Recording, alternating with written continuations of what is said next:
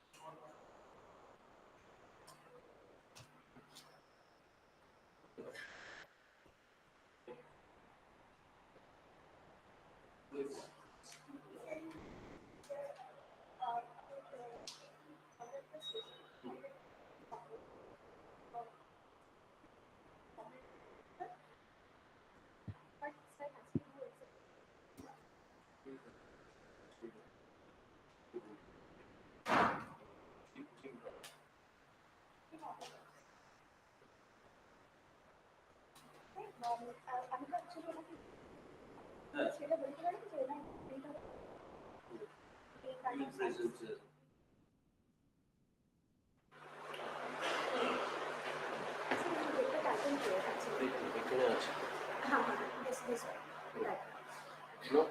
Yes, sir. That's the title. A new kind of science, a new kind of art. Process to complexity. Yes, sir. It's the title of the story. So you can say that I have already introduced him. Yes.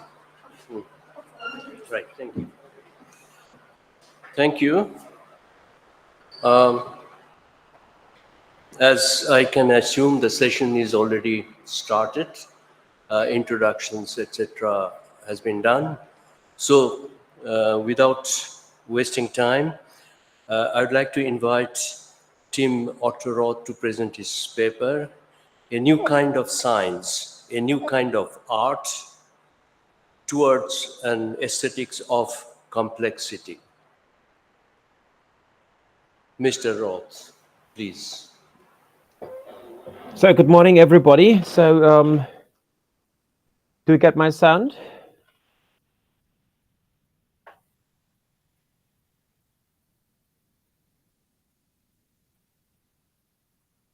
So obviously, I hope you're getting my sound. Is there any reaction?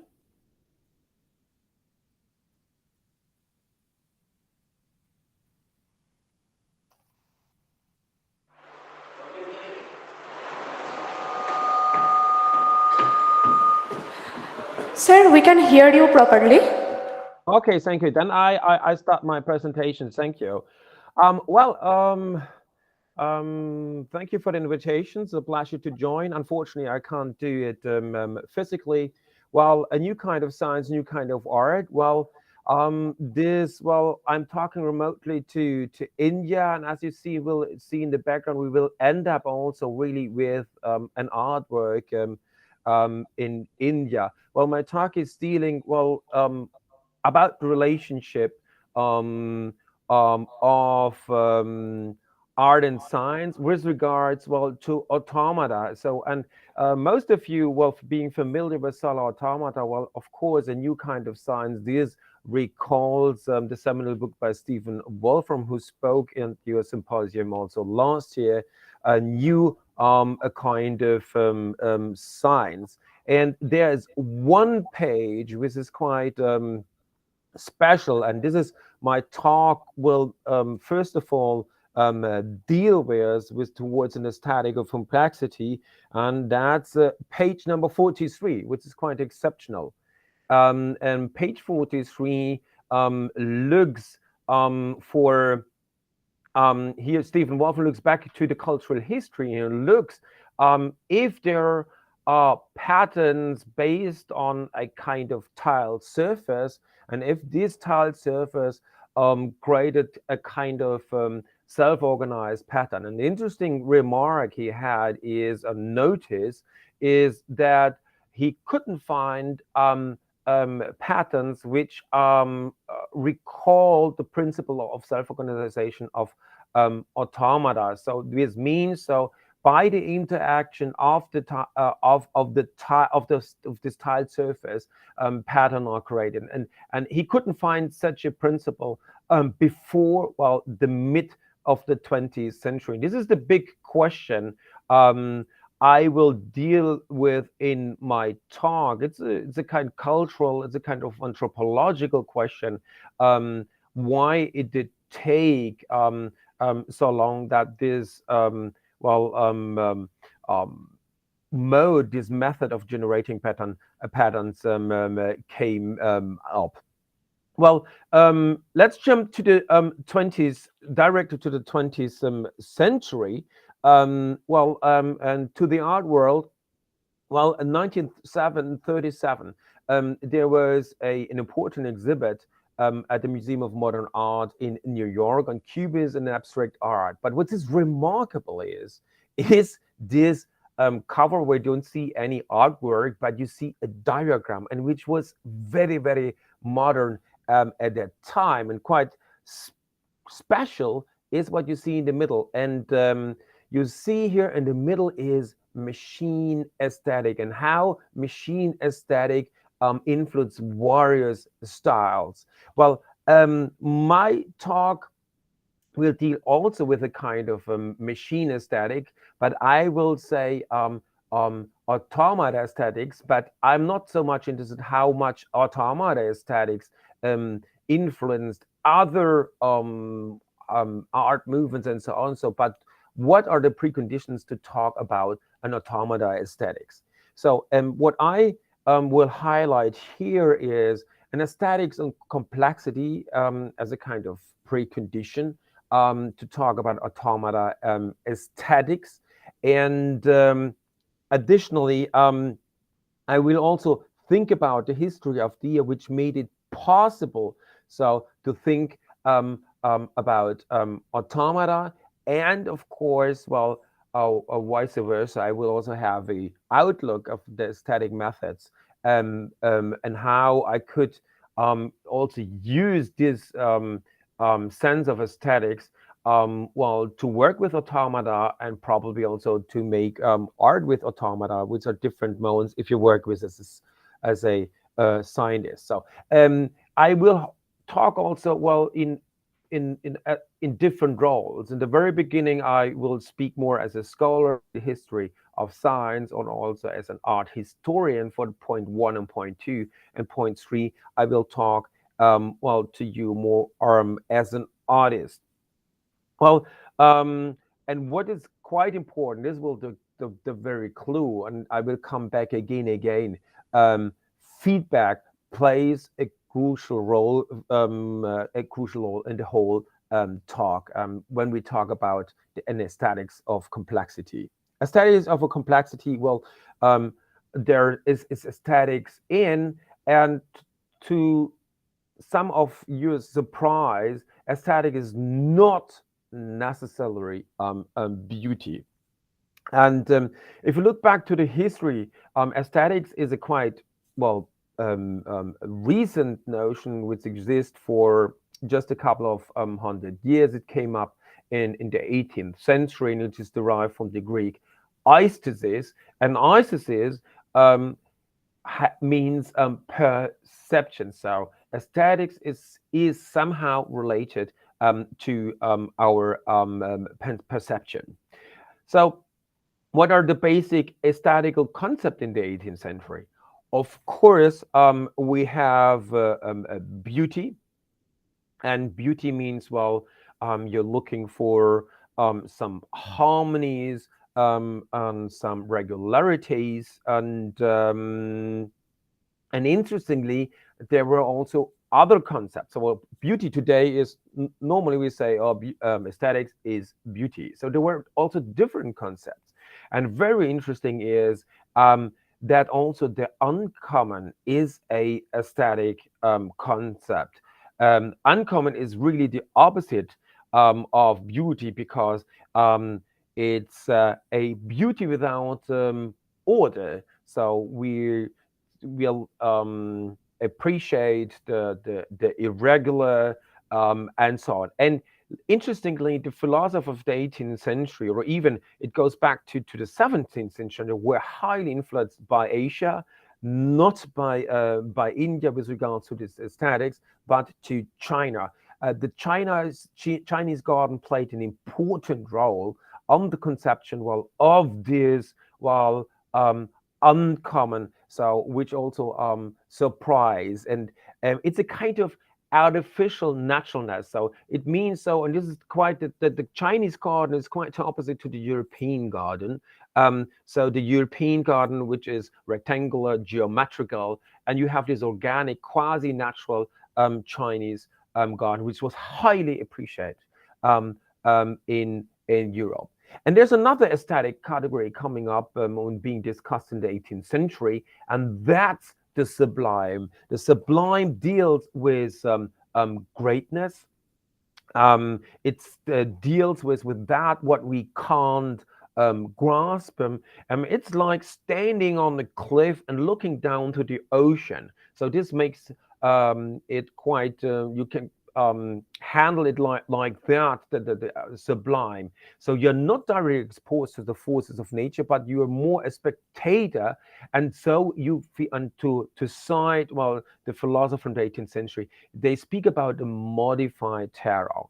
So, and these are some categories, and I think talking about aesthetics of automata, aesthetics of complexity, we less mean beauty, but more possibly the uncommon, and or even a kind of sublime, but would because it will turn out as complexity is something which is very difficult to grasp. Well, there's another important thing about aesthetics, and the German philosopher Immanuel Kant highlighted by the end of the 18th century, that an aesthetical judgment is very different from our judgment. No, because normally, if I say an object is green or an object is made of wood, this is something completely different when I say something is nice. Because, well, and the greenness on or wood is really a quality of the object. And when I say an object is nice, this doesn't tell you really something of the object. This is not an object, a quality of the object. It tells me something about me, how I relate to that object. So how I perceive it. Yes. Well, what I'm looking for in my talk is, well, is an aesthetics of complexity and how this aesthetics could look like. And what I need to do this is to describe all the scientific culture, or to show what makes the culture and of complexity. Well, and I will use um, here this idea of, well, history of ideas about thought styles, which are a product of thought collectives, which means that you have well, a collective with dominant ideas which form a kind of precondition to make um, um, it possible to think about certain issues. It becomes quite, I think, quite obvious in a second. Um, Quite importantly, is a culture of complexity is first of all also related to our relationship to machines. So machine. So what is a machine? A machine is something getting an input and making some of this input and producing an output. So it's a kind of, well, it forms an item, to be it physically or more immaterially immaterial. And the interesting question is, who is controlling the machine? What is the controlling, what's decoding instance? And let's look for an historic example going back to early modern times. Well, in Europe, it will be interesting to discuss later in the panel, well, a more, well, Asian and more Indian view. I'm curious about your reaction. Well, at least in Europe, um, there was a very special conception up to early modern times. So how a human body relates to the world. And you see here, Will, all the lines pointing to some parts of the body. And you see here some stellar constellations influencing at the left side, some stellar constellations having all an impact on the organs of this human being. So the controlling instance, what happens in a human body, is an external source. And the big game changer comes up in the mid of the 18th century. It's L'homme machine, man machine, human machine, by Julien Offray de la Métrie. He was a medical doctor. It was a scandal, and so he had to publish in the Netherlands, and then he had to flee to Prussia. Well, and what's the point about L'homme machine? Thinking the body as a machine, that means in the very end cutting off all these ties to external causalities.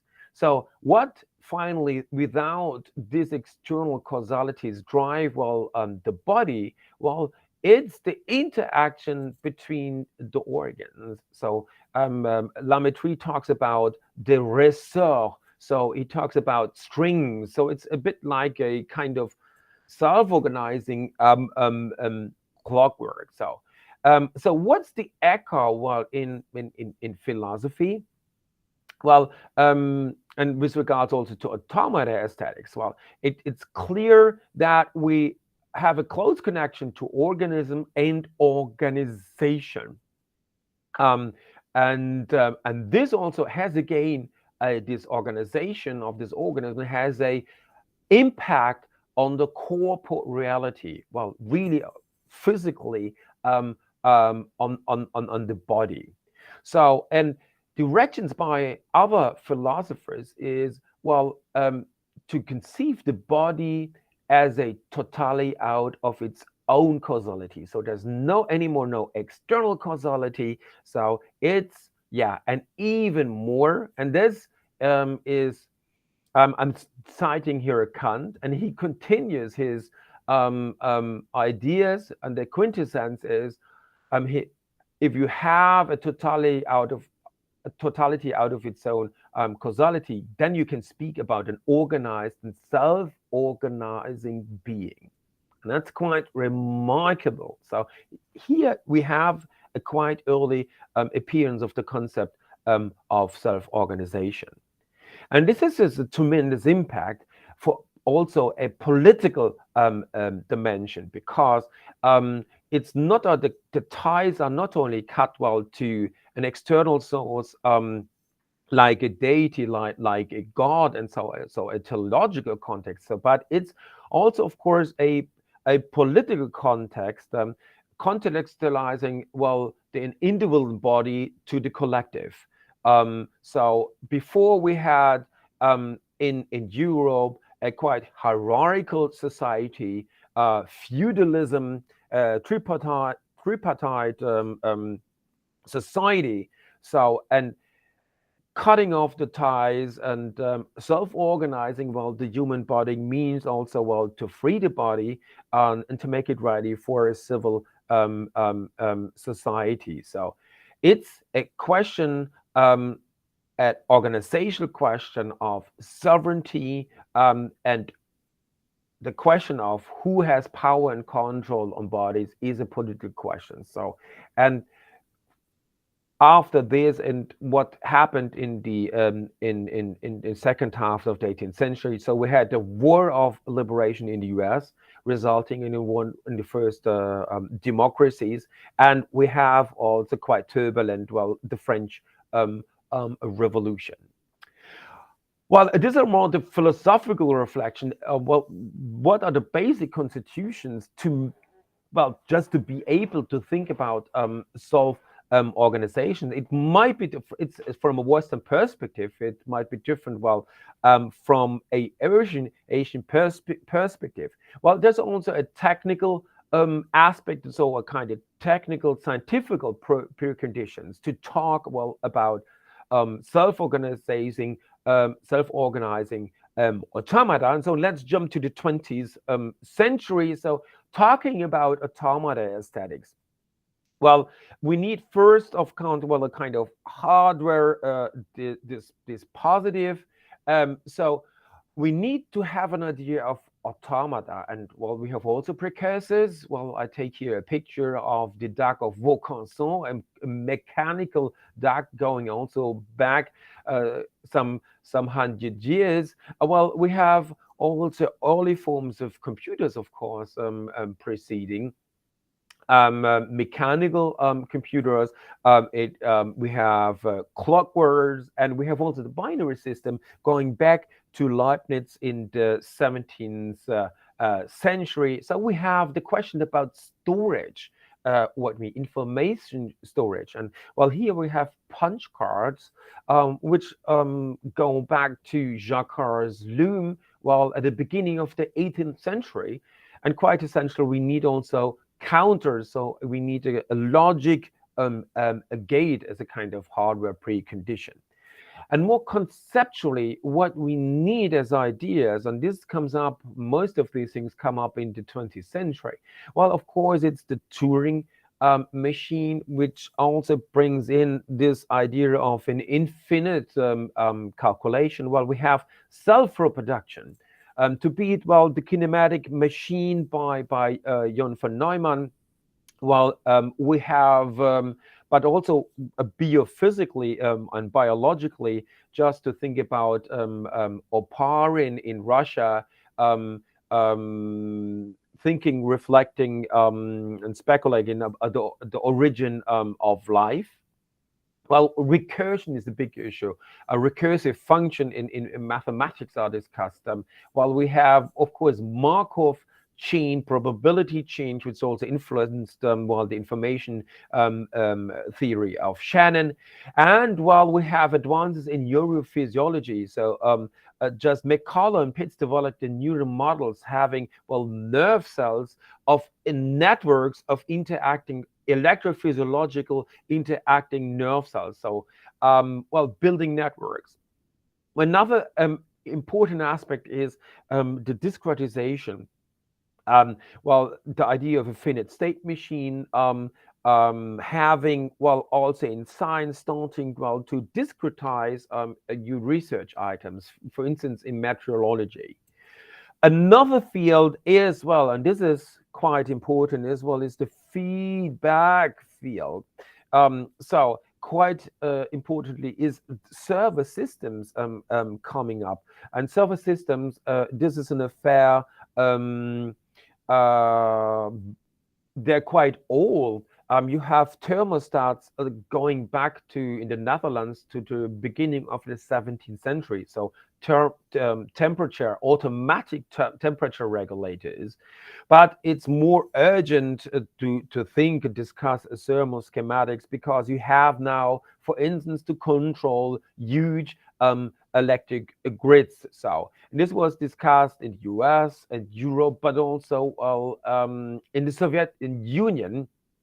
There were huge discussion on this control science. Well, and then we have first electronic circuits coming up, and even further. Well, we have, well, shift registers and also feedback shift registers introducing, well, to, if for instance, a simple device to create random number sequences. So, and quite importantly, and as we also had with the neural networks, is the component of feedback. And this will be very, very important, well, for Automata Aesthetics, is this feedback component.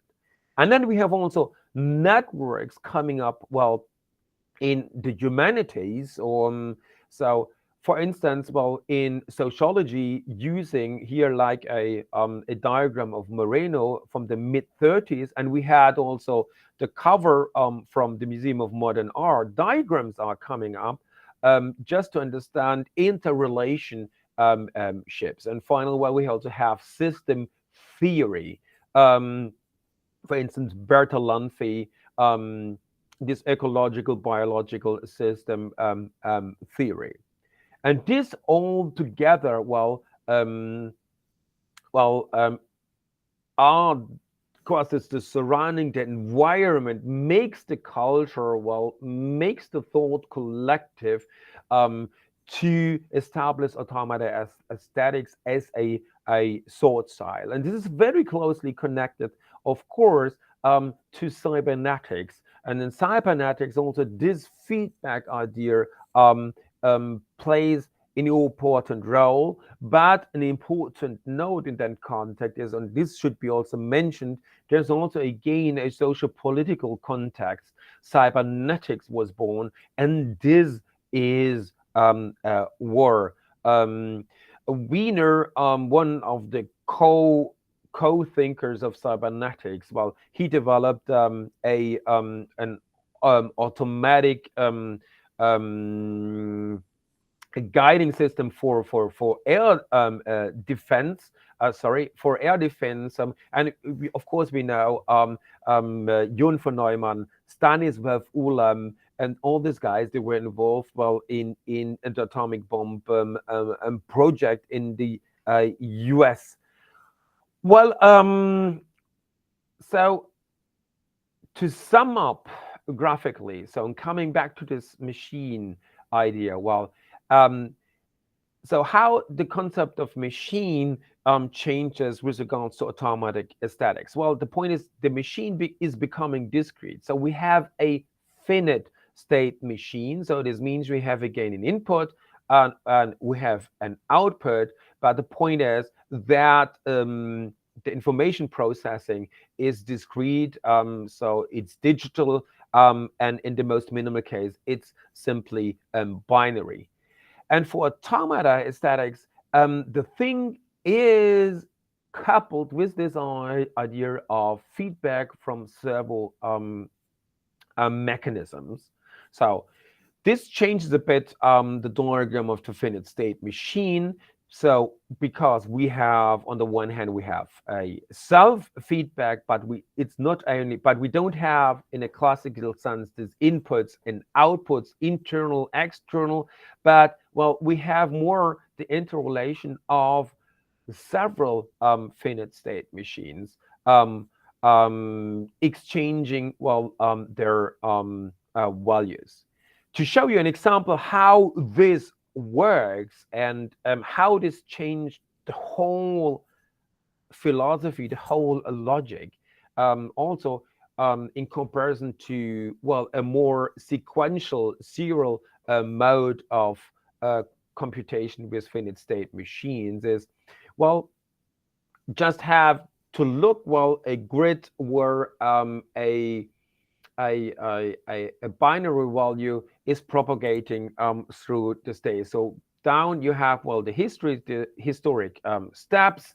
And how can we describe this with finite state machines?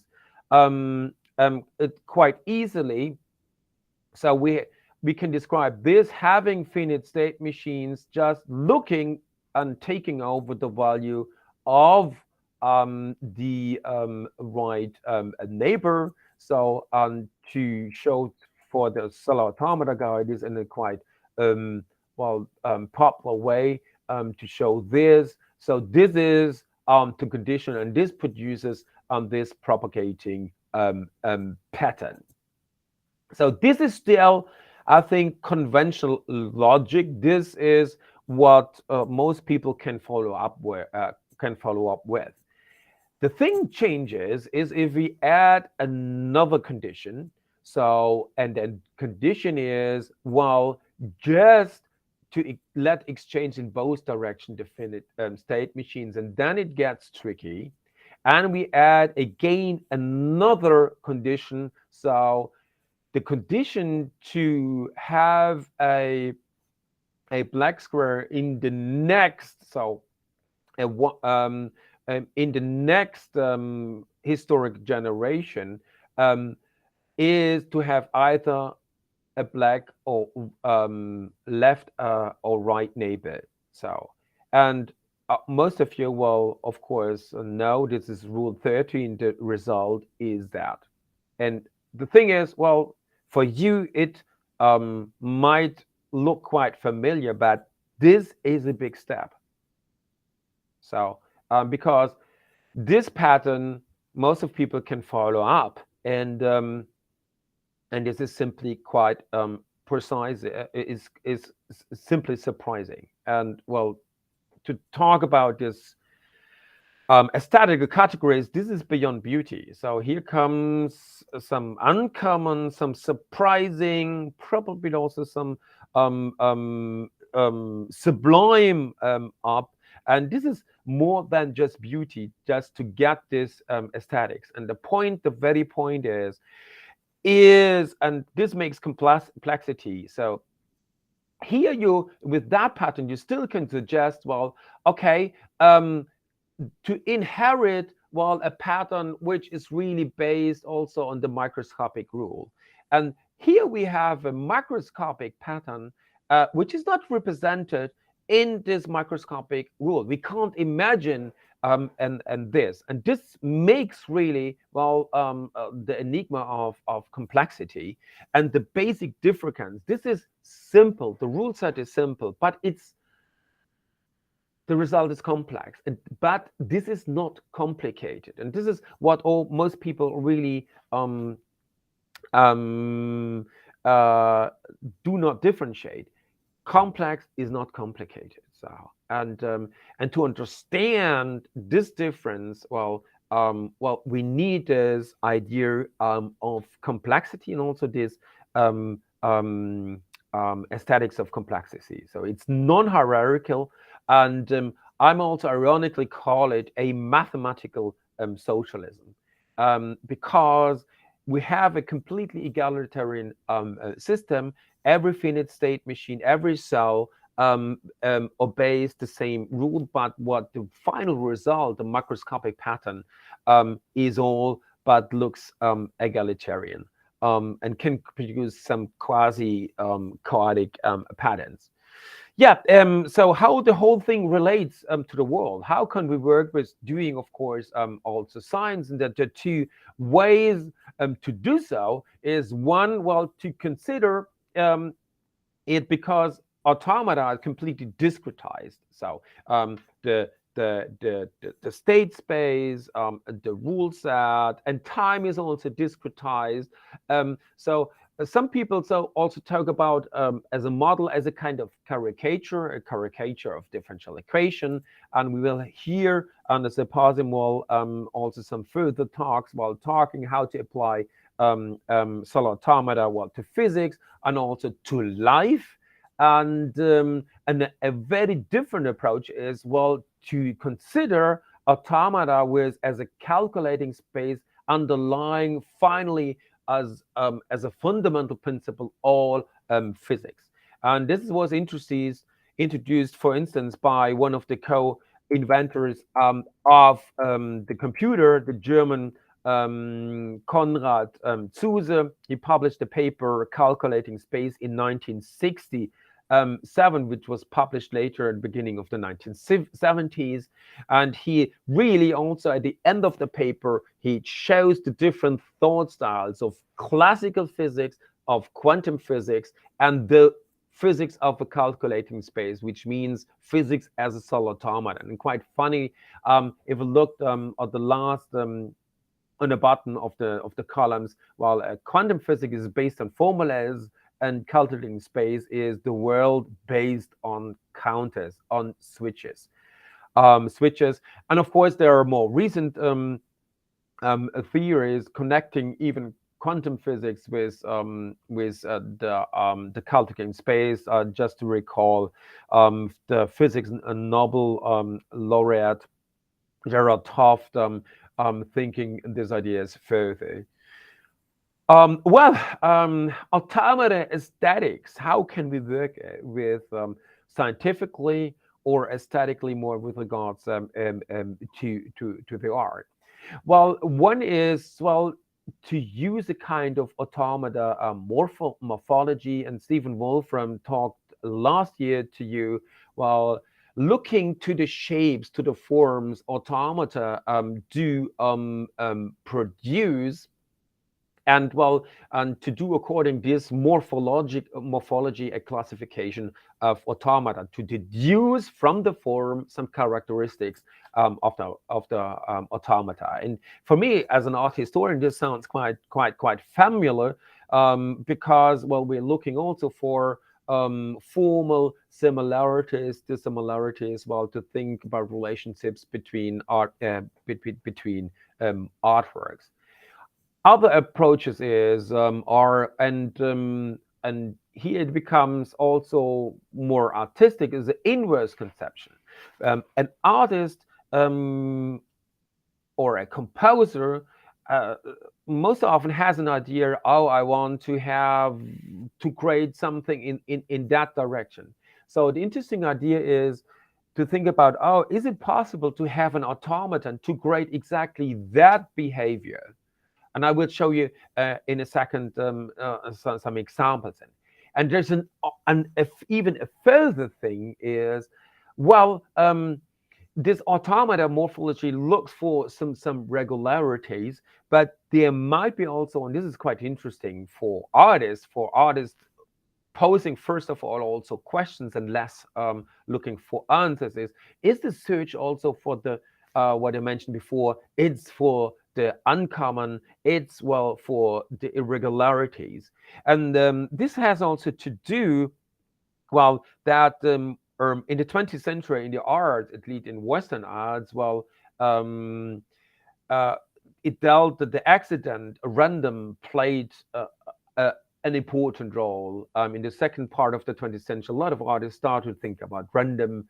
And the nice thing with automata is to have well, a kind of artificial random, which finally is not random because, of course, it's predetermined. So we have a completely determined system, and yeah, and this is quite interesting because it looks random, it's pseudo, but it's finally pseudo random, and this is conceptually is highly interesting. So let's show some examples. So Yannis Xenakis, a Greek composer, he started to experiment already in the 80s with Cellular Automata, and here you see some roles of his pocket calculator who could do small printouts, and he expanded with the rule set with four states producing these triangular patterns. And Maki Solomos reconstructed the rule set, which is the code 4200410, and he has 0, 1, 2, 4. Well, 0, of course, does nothing, but the interesting thing is that Xenakis assigned the ones to play as instructions to play the brass instruments, 2 for the wind instruments, and 4 the strings. And he projected the columns to the lines of the scores, and well, of course, the numbers decide on the scores of the scores. This means the pitch changes while with the columns, so with the cell. So there's an interesting mix-up of this morphological thinking, so this projecting the columns to the lines of the score, and yeah, and to develop your own idea. And I recommend, well, to watch also the video. There are only a couple of bars where Xenakis applies this, but you can watch this on easily on YouTube, as also examples later by myself, just to make things short, and also to avoid internet transfer delays. I also working on this is I started quite early working with Cellular Automata in sound, and here, for instance, with the project choir, which I have founded with the biomathematician Andreas Deutsch in Dresden. So the idea of working with a choir is to work without a score, without a to sing without a score and without a director, just by the interaction of the agents in the system. So, and what's important for me is to decouple and to get away from this morphological thinking, as already Xenakis started to with the assignment of different instruments. So the thing is, the automata only drives the interaction of the agents. Well, I'm worked with people, with singers, but also there's another instrument I work with, and here comes in the very nice citation by Toffoli Margolis, who compared an cellular automata with an organ. So with a synthesizer, it's like an organ. It has keys and stops by which the resources of the instrument can be called into action, combined, and reconfigured. And I took this quite literally, really creating a organ consisting of 18 pipes. And you see, well, there are a lot of hoses for air and also for water. And so you have, well, some pipes which are lit up, and you have also water in. So the whole thing of the whole organ is it starts up at the very same water level, and then they are really physically connected. So all these pipes, they have they just with their own electronics. Well, we built up our own electronics. So this is really this.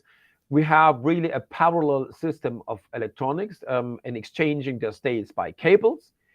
And the clue thing is here is this valve system. If a pipe not only switches on, switches off according to the neighborhood constellation, we are using for the organ the rule 30. We also, and additionally, the organ pipes also analyze historical their own history. They're looking back to the last 4 steps and how active they were. And if they were more active, well, the right valve opens and water flows in, so the level rises. So this means also the pitch of the pipe rises.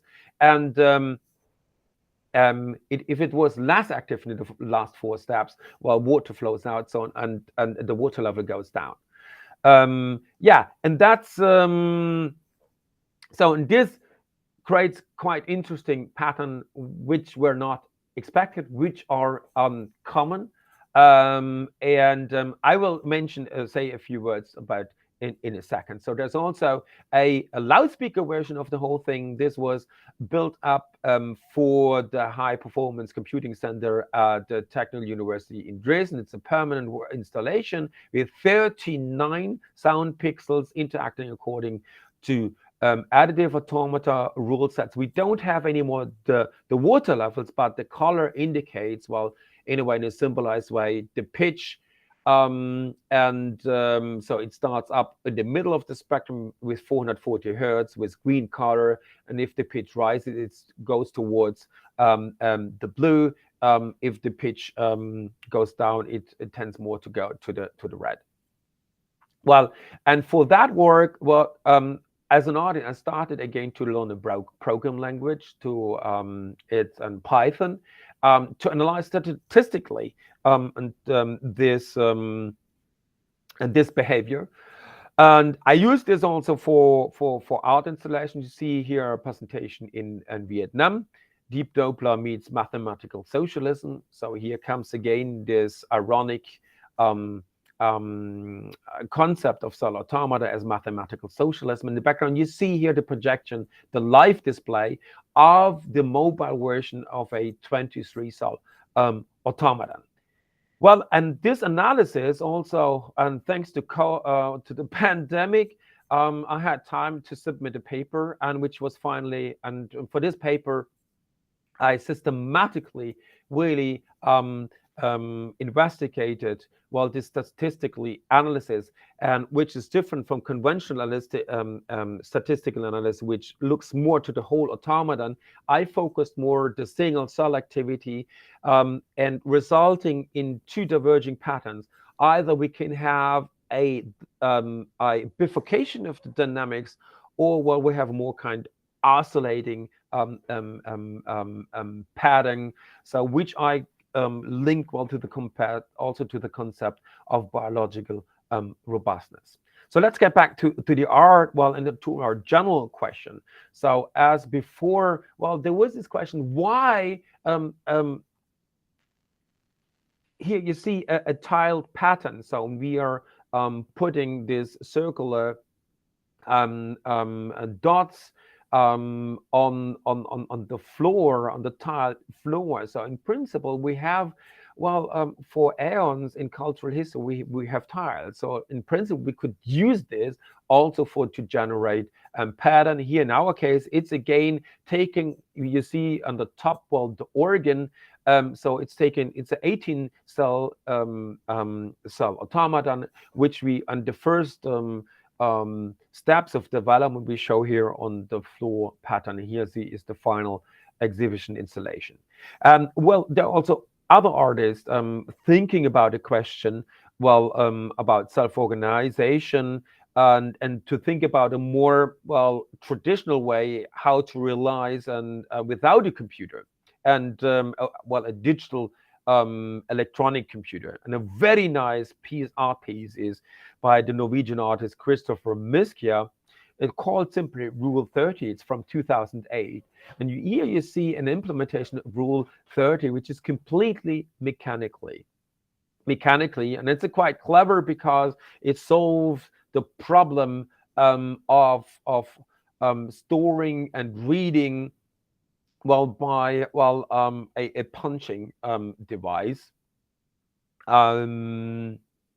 Yeah, and here you see about the mechanism. So you have a readout, and the readout decides the mechanical readout if a hole is punched in in the next generation.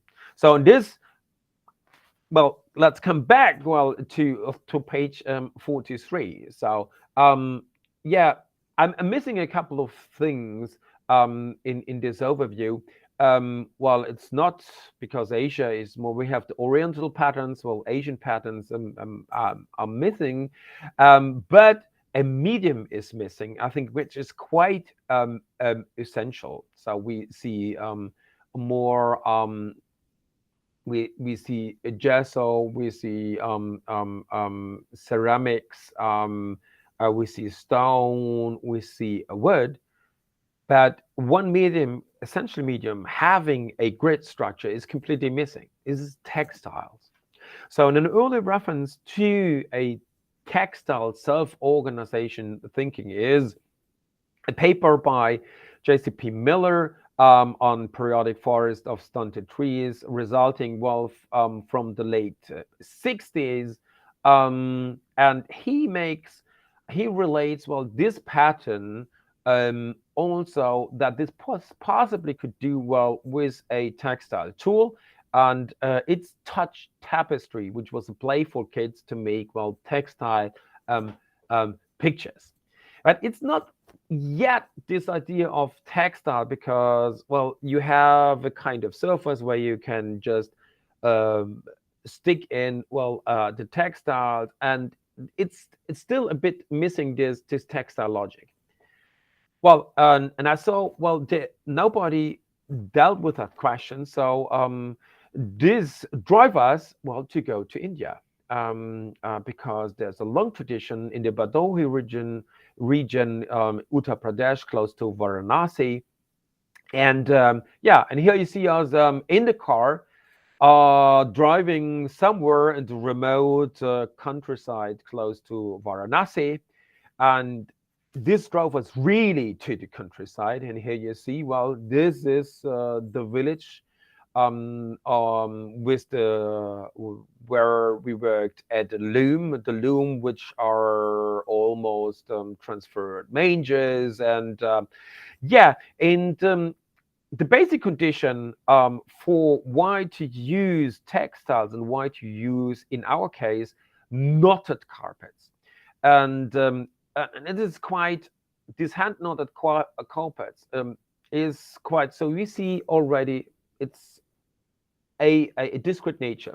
So we have the wefts, and so we put a knot in, and so we can do it in various colors. And in the most simple form is to just take two colors.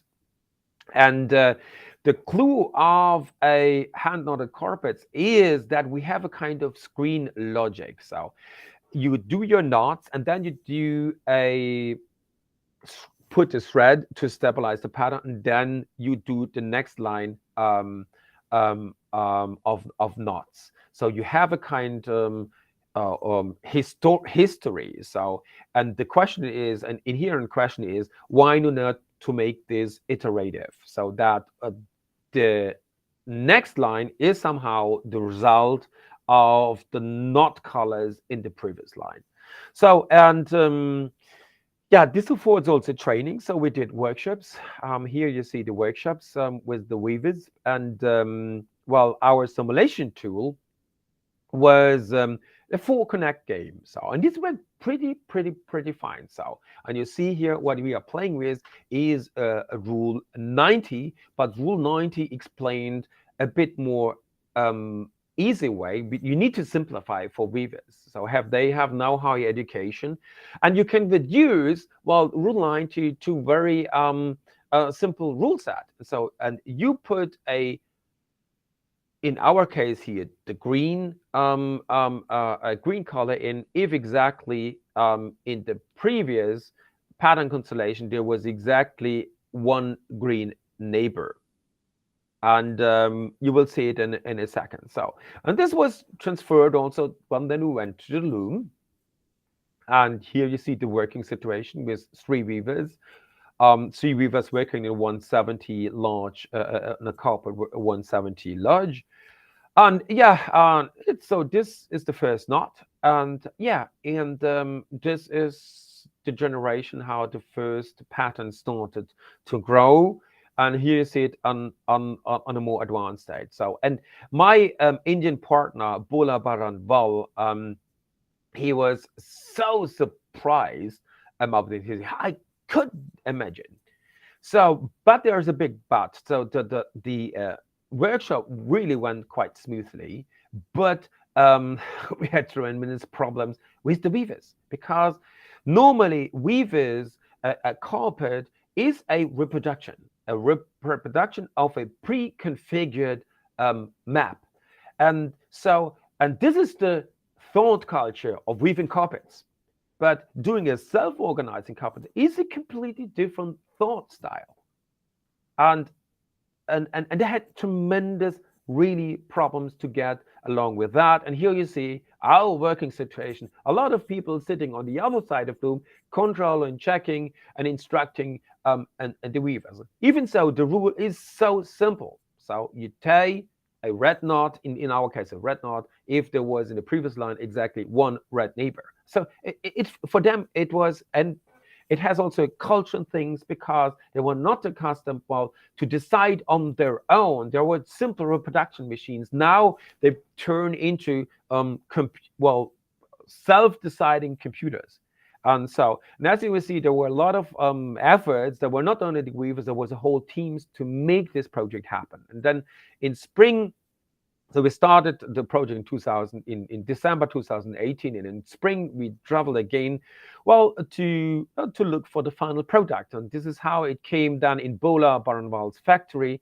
And I'm really grateful to Bola Baranwal who made this happen. Unfortunately, he passed away a couple of years, and quite happy to continue with his son Vivek Baranwal the project. Here you see the raw floor of the carpet, which still looks quite crude.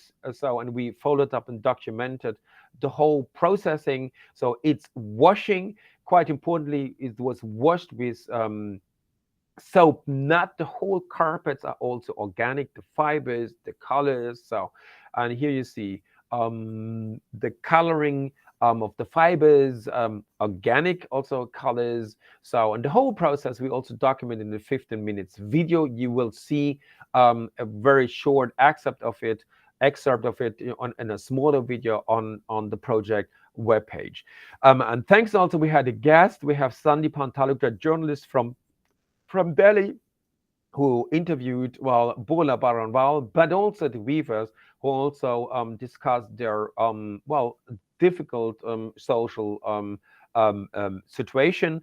And finally, though we are, that's our piece. And it turned out really beautiful. It was overwhelming. So, and we have really this forest of stunted trees Miller was referring to. So have a zoom look in. So that's the whole situation in the exhibit in Aschaffenburg in 2019, exhibit called Logical Fantasies, where we showed also the organ. And what you see, well, the carpet is at a distance of 1.52 meters of the wall. So people could also look on the backside, and which is much more clear and less fuzzy. So let's coming to the end. Well, the work on the carpet project is continuing. So we started to work with our colors, and here you see a combination of working with the edge conditions. So you have the same initial conditions. On the left hand, you have blue edges, and the left side you have orange edge condition, resulting in completely different patterns. You here see the two results in the exhibition context. So, but we still was struggling with the weavers, again the weavers, and the solution is just to switch the thought style. We switched to young ladies. And they had to less. They were out of this more traditional weaving context, and it went much more smoothly, and it made a lot of fun. So we trained the ladies Here's the a bit some of the results of the training process, and quite tricky where also the right this was the proof of concept that the ladies got the concept. They did not get confused by these lines. They just were strictly computing these patterns. So first examples here you see here another combination. So one you might ask, well, okay, why do all the work with hand knotted carpets? Why? Well, why not to make this with a machine? And the answer of these two carpets. And these two carpets have the same initial condition, but you see two different patterns. So of course, there need to be somewhere an error, but you don't see it.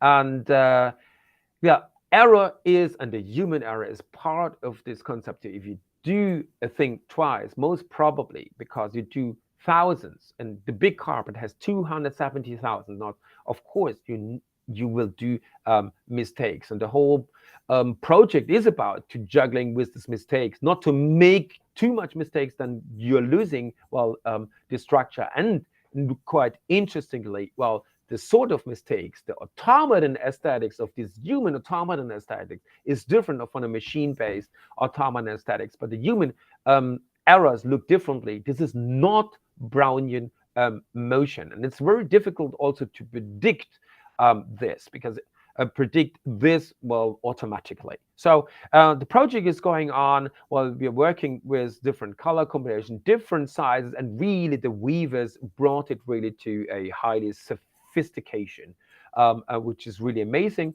At the moment, we are again extending our color palette.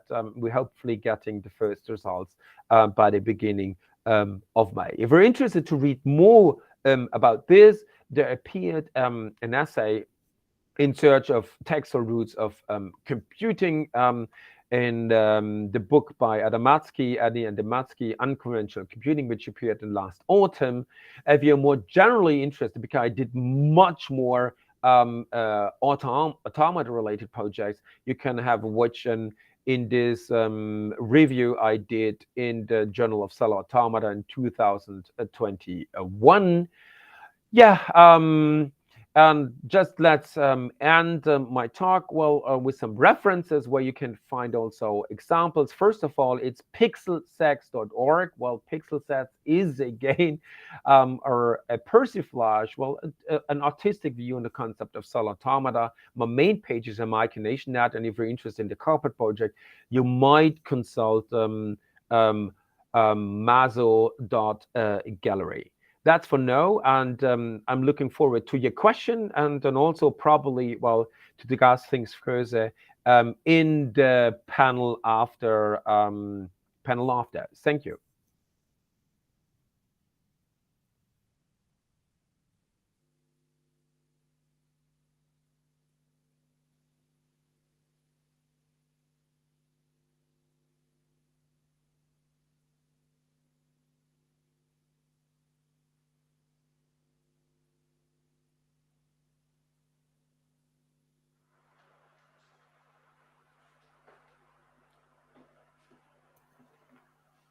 It's such a wonderful presentation by Tim Otto Roth, and I'm sure it has inspired a philosophical question about machine and aesthetics, and going through all those details. And I wonder if there is any question from the students.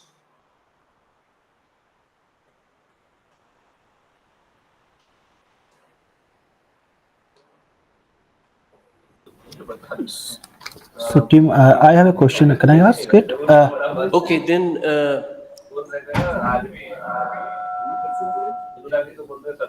Yes, Vivek? Yeah. So I'm having.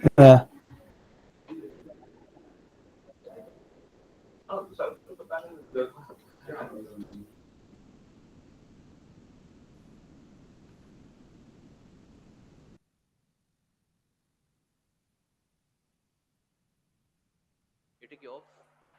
It off.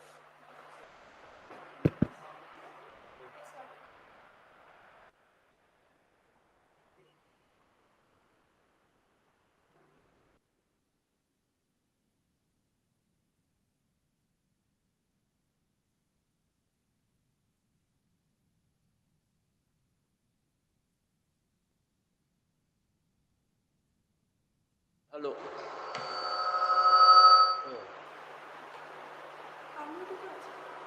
আসছে?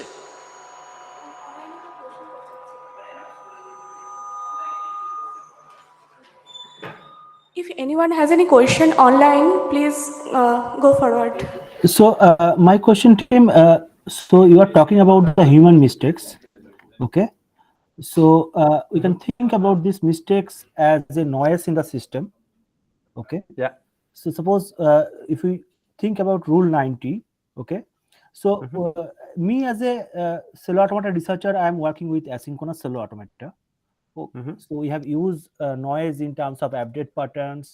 So is it possible to uh, quantify the differences of human mistakes? And if I use some asynchronous versions, the patterns reflected by it. So do you have ever think about something and try to understand? So whatever you have said, these mistakes are more beautiful more than the mistakes we will done during computer simulation by random number generation, okay? But is it possible somehow to understand human mistakes, what we can say about this noise, what kind of noise is, and maybe it's a new variation of asynchronism in cellular automata. So the noise from human beings, so theoretically try to understand it. So what is your point regarding this? Yeah. So, two things. Well, asynchronous computer. So, what I'm interested in, and this makes it interesting to work with completely deterministic automata, and it's really this. Well, to get this pseudo random, but in general, you also with probabilistic. You never will get out in computer science out of this pseudo random question, because, well, if you add pseudo random again, also in computer science, you need a kind of algorithmic approach to create this random. So and the problem always is you never have real random. So it's a big issue, especially in physics.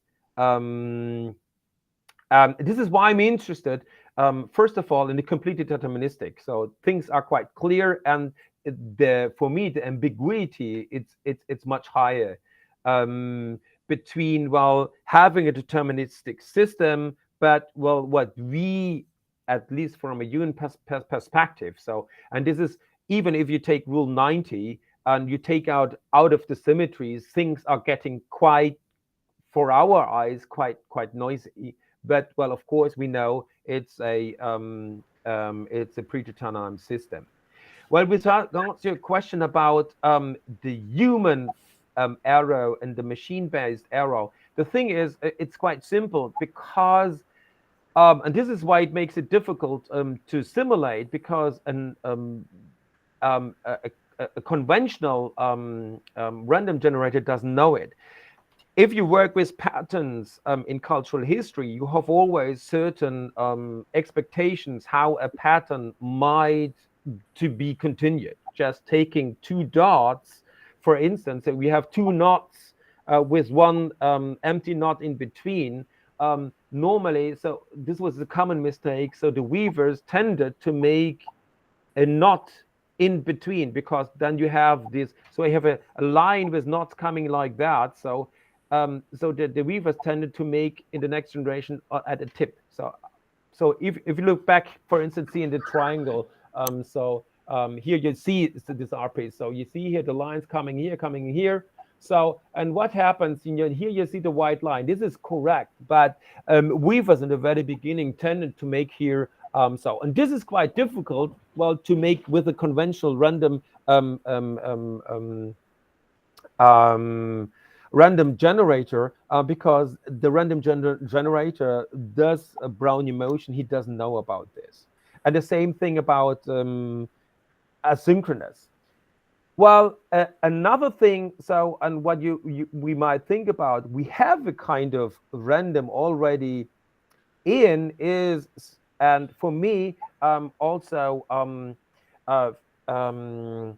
non-cyclical automata are kind of randomly like, because you have a continuous disturbance, well, at the edges.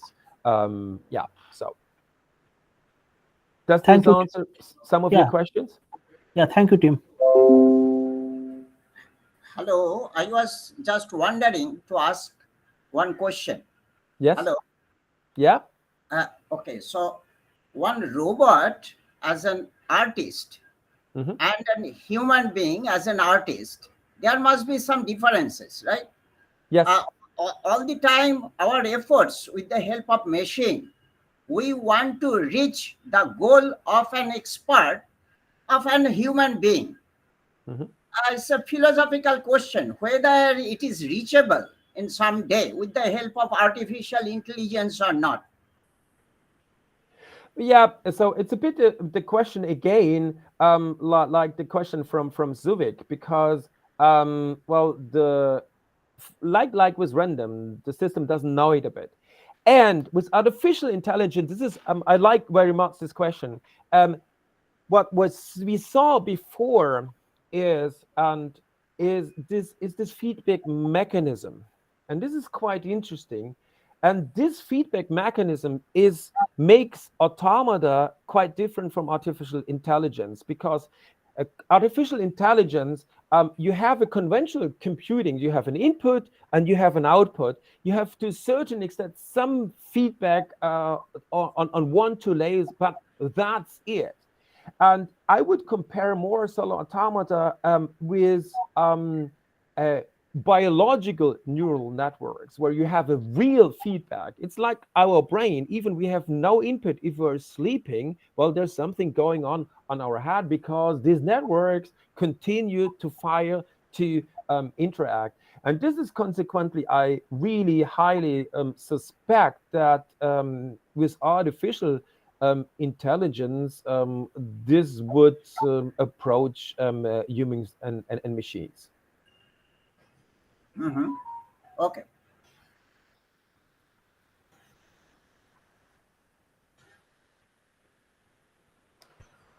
Is there any more questions?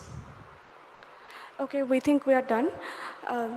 We hoped Dr. Tim Otto Roth's gracious presence here in this program physically, but unfortunately for unavoidable circumstances, he couldn't be there here. We are immensely missing him, though his outstanding talk compensated our loss, but we hope to see him next time. With this, I would request Dr.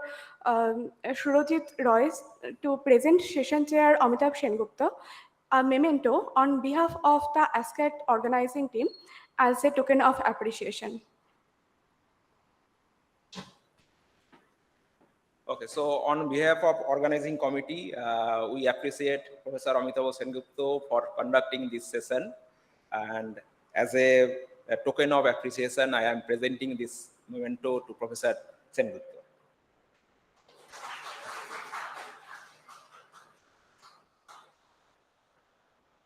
Thanks so much. Thanks so much.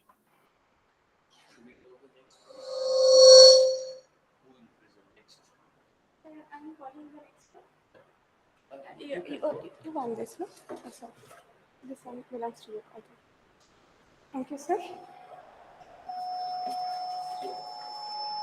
Sir, please take your seat there. I will call it. So, okay, now moving forward, we have a panel discussion right now on the subject Art, Mathematics, and Computation.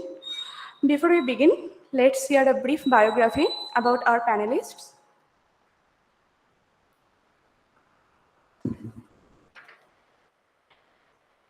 Our first panelist is Dr. Mihir Chakraborty. Dr. Mihir Chakraborty is the former professor and head of Department of Pure Mathematics in University of Calcutta, Kolkata. He is currently a visiting professor at School of Cognitive Science, Jadavpur University, Kolkata, and honorary visiting professor in Center for Soft Computing Research, Indian Statistical Institute, Kolkata. Mihir K. Chakraborty's contributions in logic are considerable.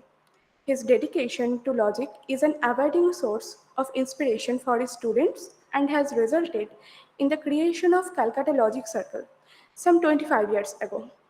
His skills and expertise is in algebra, fuzzy topology, rough sets, fuzzy logic, and modal logic. May I request Dr. Mihir Chakraborty, sir, on stage, please? Okay. By that time, we are introducing our next panelist. We have already introduced Amitabh Sengupta, sir. I'm glad to invite Professor Amitabh Sengupta on stage. Sir, please.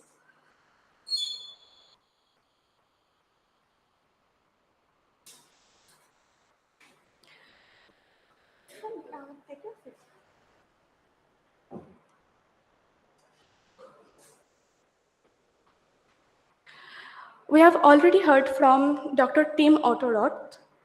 I would request him to present in this discussion virtually. Sir, please. Yeah, I'm here. Thank you. Our next panelist is Professor Deepak Dhar. Deepak Dhar is a renowned theoretical physicist who is widely respected for his research on statistical physics and stochastic process. He graduated in science from University of Allahabad in 1970 before earning a master's degree in physics from the Indian Institute of Technology, Kanpur in 1972. He secured his PhD degree from California Institute of Technology in 1978. Professor Dhar's interest is in statistical physics.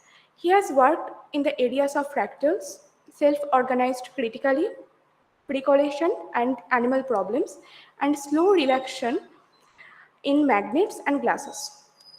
In 2022, he became the first ever Indian scientist to be chosen for the Boltzmann Medal, the highest recognition in statistical physics awarded once every 3 years by IUPAP. He has been awarded the Padma Bhushan in 2023. He is a winner of the TWA's prize and also an also an elected fellow of the World Academy of Sciences. The Council of Scientific Industrial Research, the apex agency of Government of India for scientific research, awarded him the Shanti Swarup Bhatnagar Prize for Science and Technology, one of the highest Indian science awards for his contributions to physical sciences in 1991. Currently, he is a distinguished professor at the Department of Physics of Indian Institute of Science Education and Research, Pune.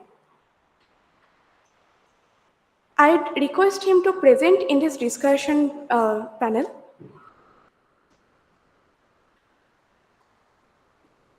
Our next panelist will be Professor Subhasis Nibirh.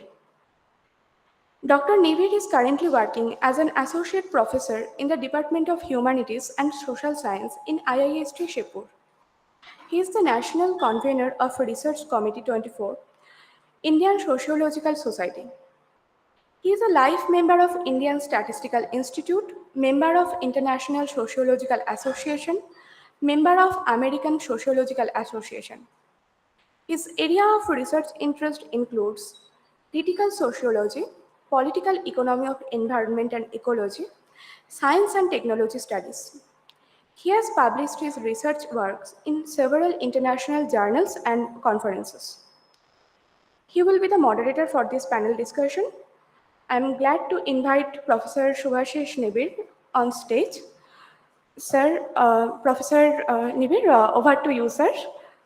Thank you.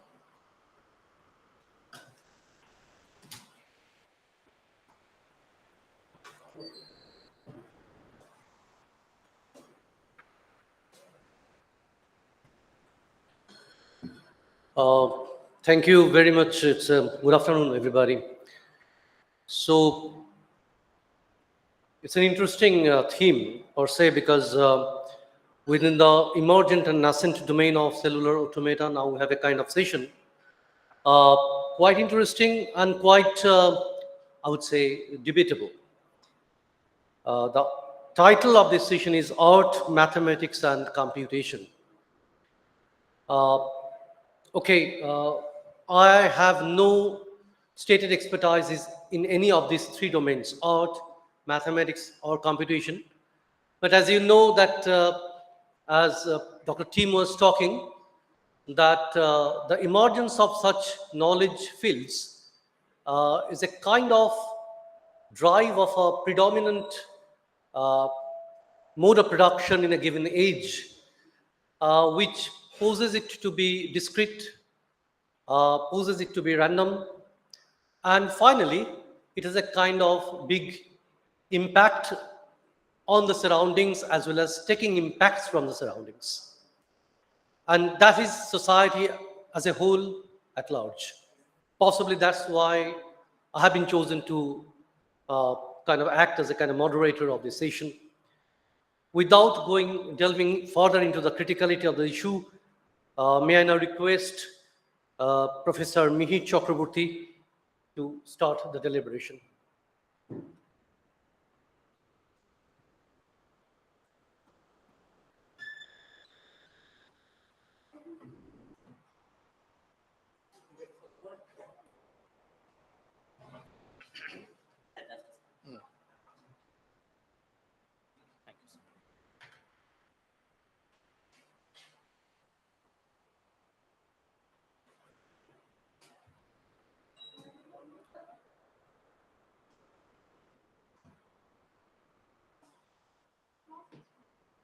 আমি একটু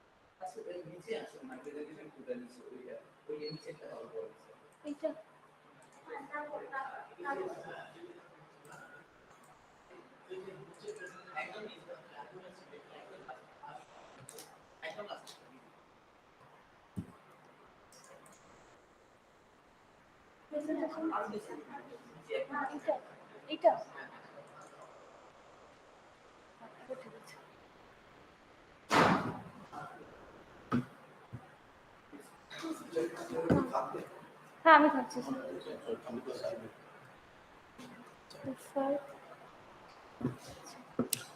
আমার মনে হয় যে তোমরা যদি ওখানে যাও তাহলে একটু সুবিধা হবে, দেখতে সুবিধা হবে।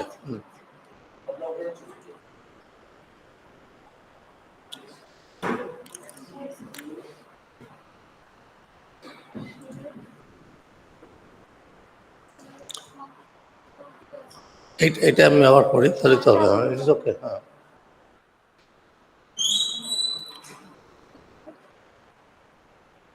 ঠিক আছে, এখানে থাক, তুমি একটু পাশে থাকো। Well, thank you very much for inviting me to this wonderful session,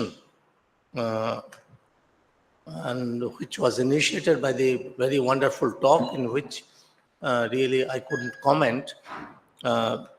However, in this panel discussion, I think many other issues will come up.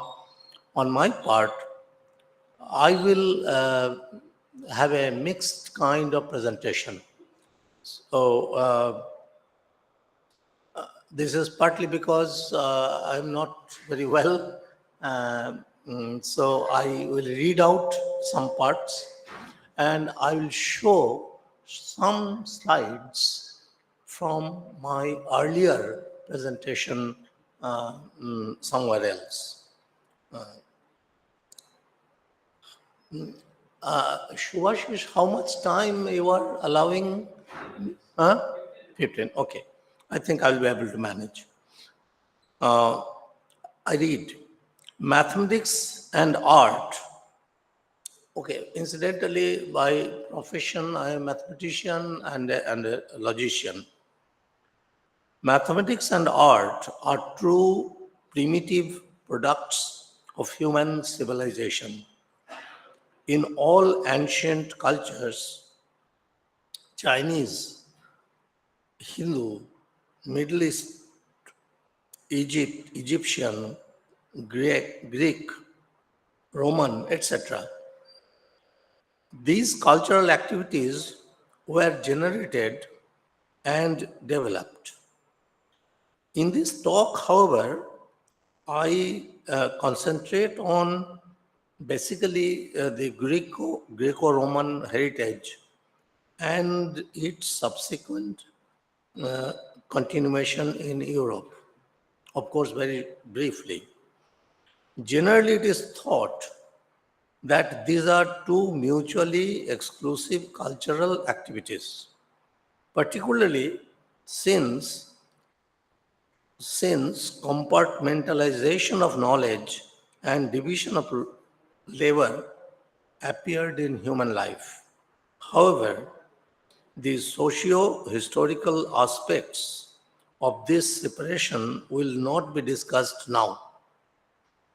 Putting it in a straightforward and gross way, we can say that the history of Western art shows 4 major engagements with mathematics. Number 1, the reduction of or conventionalization of the human figure via proportions, etc. Number 2, perspective. Number 3, dehumanized, de-representationalized artistic productions leaning heavily on geometric constructions or influenced by emerging geometric theories such as non-Euclidean and higher dimensional geometry. And 4, the computer-generated, assisted or moduled art. In fact, today's seminar is an example of this 4th item, that is computer-generated assisted art. I viewed this very interesting exhibition that is exhibited here. And I will not discuss this issue much because I am not that competent also. I'll just mention this, but it is a new area and very interesting area. Let's take the first one.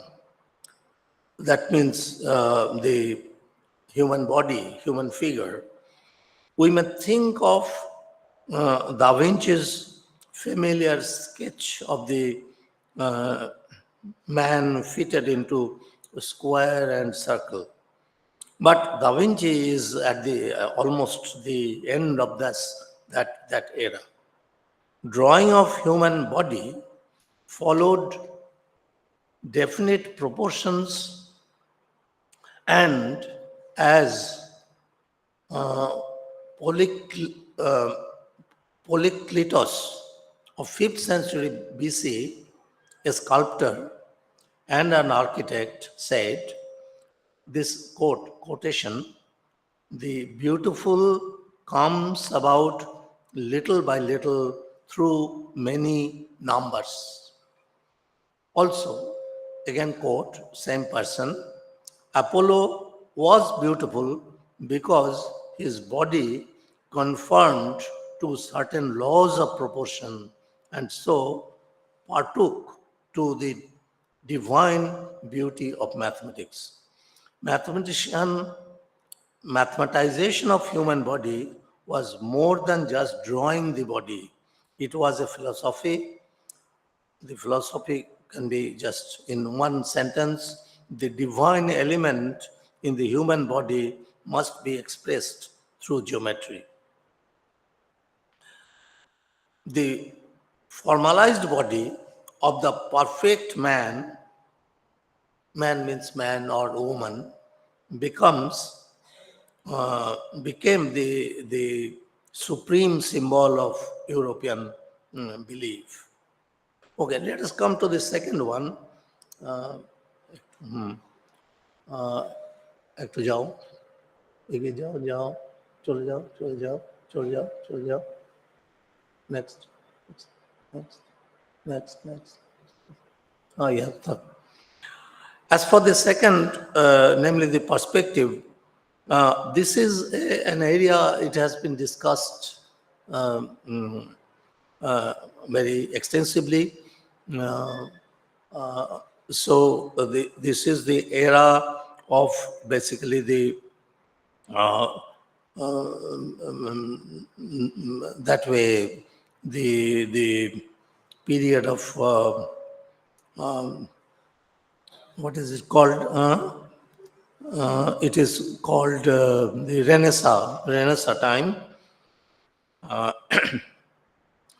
Now here, the main issue was to draw the three-dimensional onto the two-dimensional, and theories were developed by the artists, basically, such as in this diagram. You'll see that concepts like vanishing point, line at infinity, etc., were developed, by which the parallels or actual parallels and other angles were other aspects were depicted. This entire thing was developed during that period by a few names are here, so I just show this slide. I pass on to the next, that is mannerism. I mean, the next following field of art is called mannerism, where really people, the bond, during this period, the bond between the two, art and mathematics, was a bit loosened. Apparently, they took different, they means mathematics and art, they took different unconnected paths. There had been change in the taste of the artists on one side. The artists had I take a quotation, a great fatigue with the classical, with harmony and measure, with the ideal. Where formerly the artists expressed an underlying mathematical structure to be the law of the ideal, the law now consisted in indulging the erotic taste of sovereign. Now here these distortions, etc., are coming up. Some very important names are Tintoretto, El Greco, John Muller, and many others. These are very important names, and you will get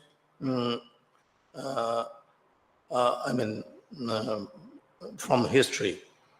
Mathematics was more, this time when art took this direction, mathematics was more concerned with its own foundations because of geometry, non-Euclidean geometry, because in geometry, non-Euclidean geometry was created, and after some time,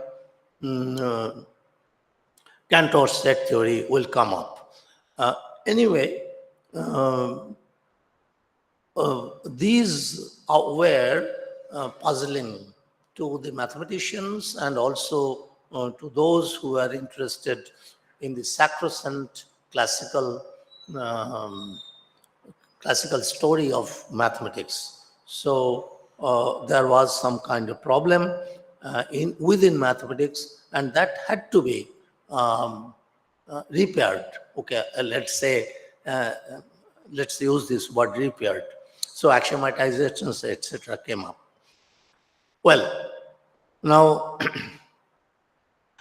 in spite of separation from one another, we observed some convergence, such as Gaudi's.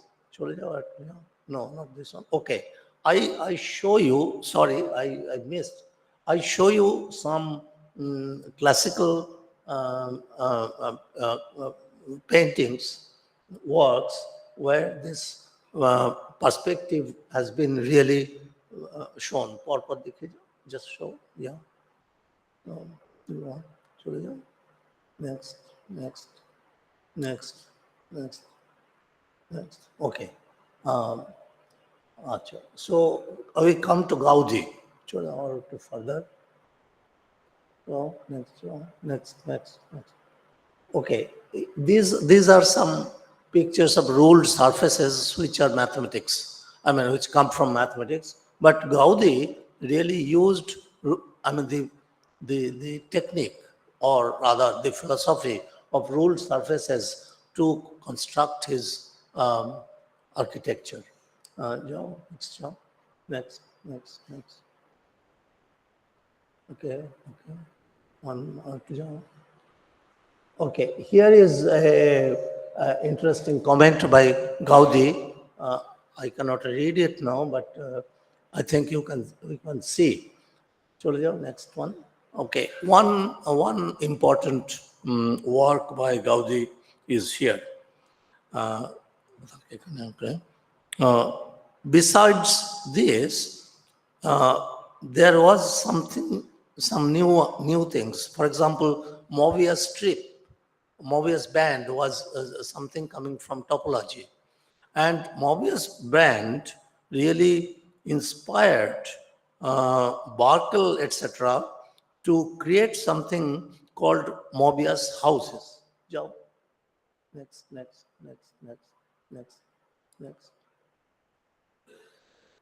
No, this one. This is Mobius strip, and where is you have a hub twist, and this is called one-sided surface, and in mathematics.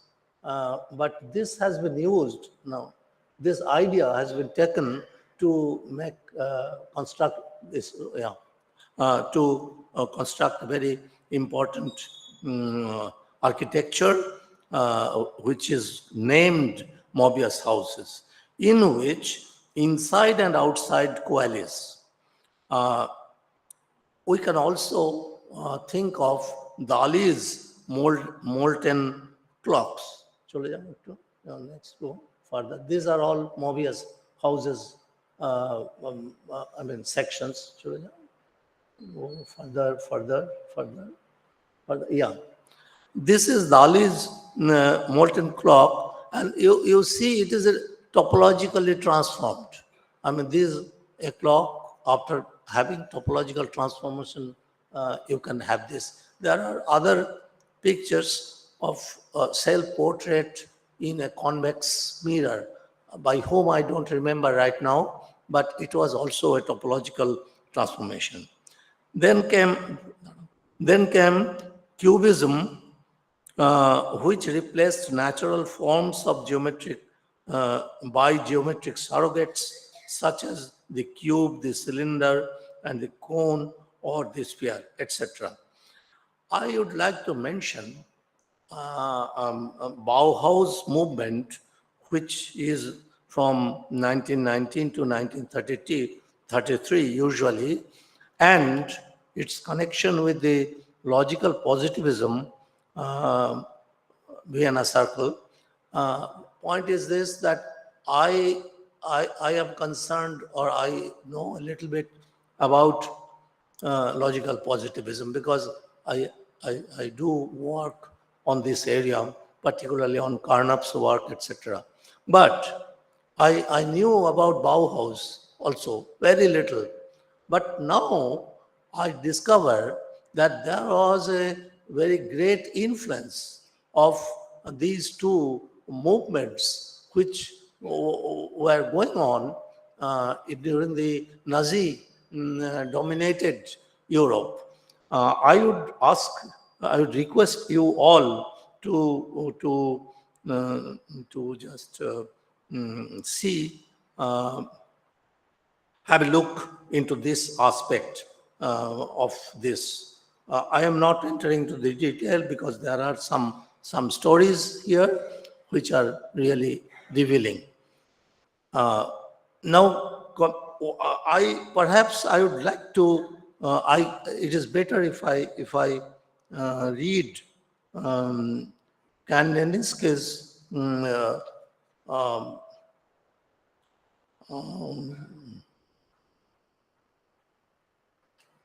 Kandinsky's quotation, which is somewhere here, but perhaps you will find it. Two very important names of Bauhaus movement is one is Paul Klee and the other is Kandinsky. Kandinsky had a very specific, here, the work in Bauhaus is a synthesis from fundamental elements to form and colors. In both cases, the work has to begin with the simplest shapes and progress systematically to more complications. I will now end up with some of my own ideas to symmetry. Yes, symmetry.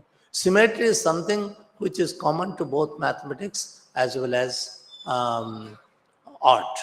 But I think mathematics can now take something from art, because we know that the artists have gone far away from the classical symmetry or the full symmetry.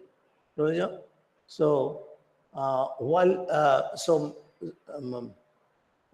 yes.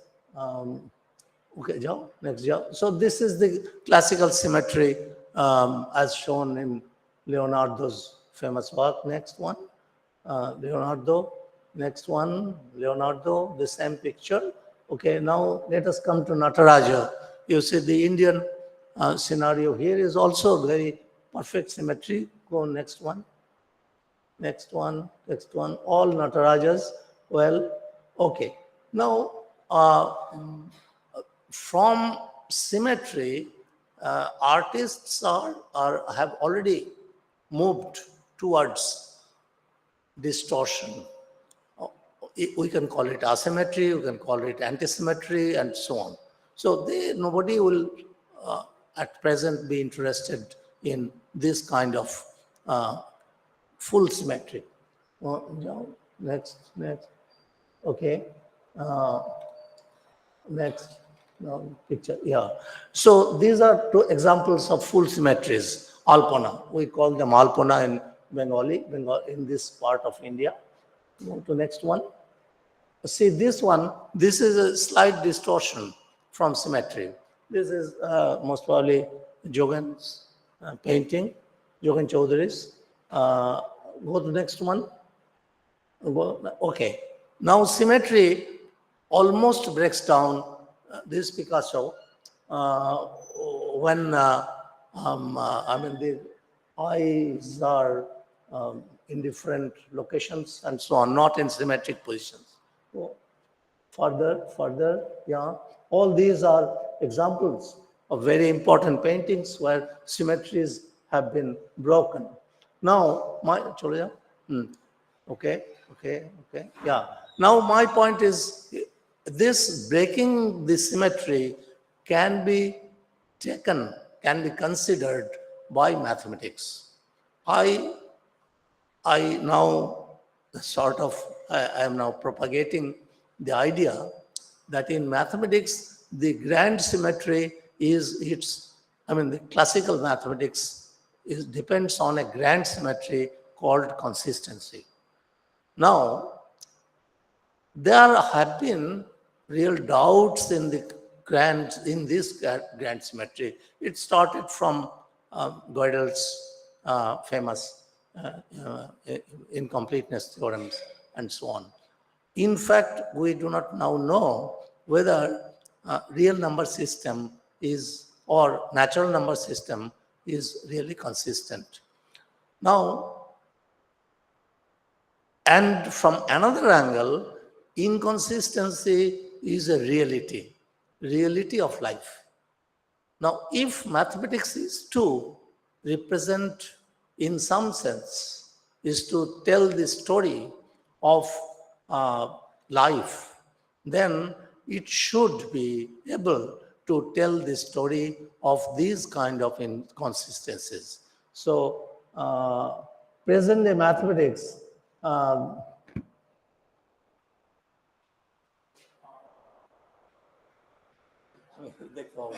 so that is the main issue, that mathematics now should may not be unhappy in incorporating inconsistencies here and there in its body, as the artists have already done.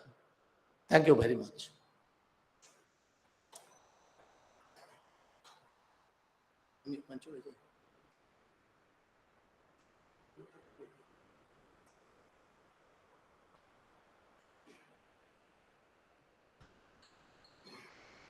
Thank you, Professor Chakraborty. It's a kind of enlightening piece for us, starting with the evolution of mathematics since the antiquity, the evolution you traced through Renaissance, and finally through Cantor's Paradise, Gaudy's architecture, and then breaking the issues of the symmetry.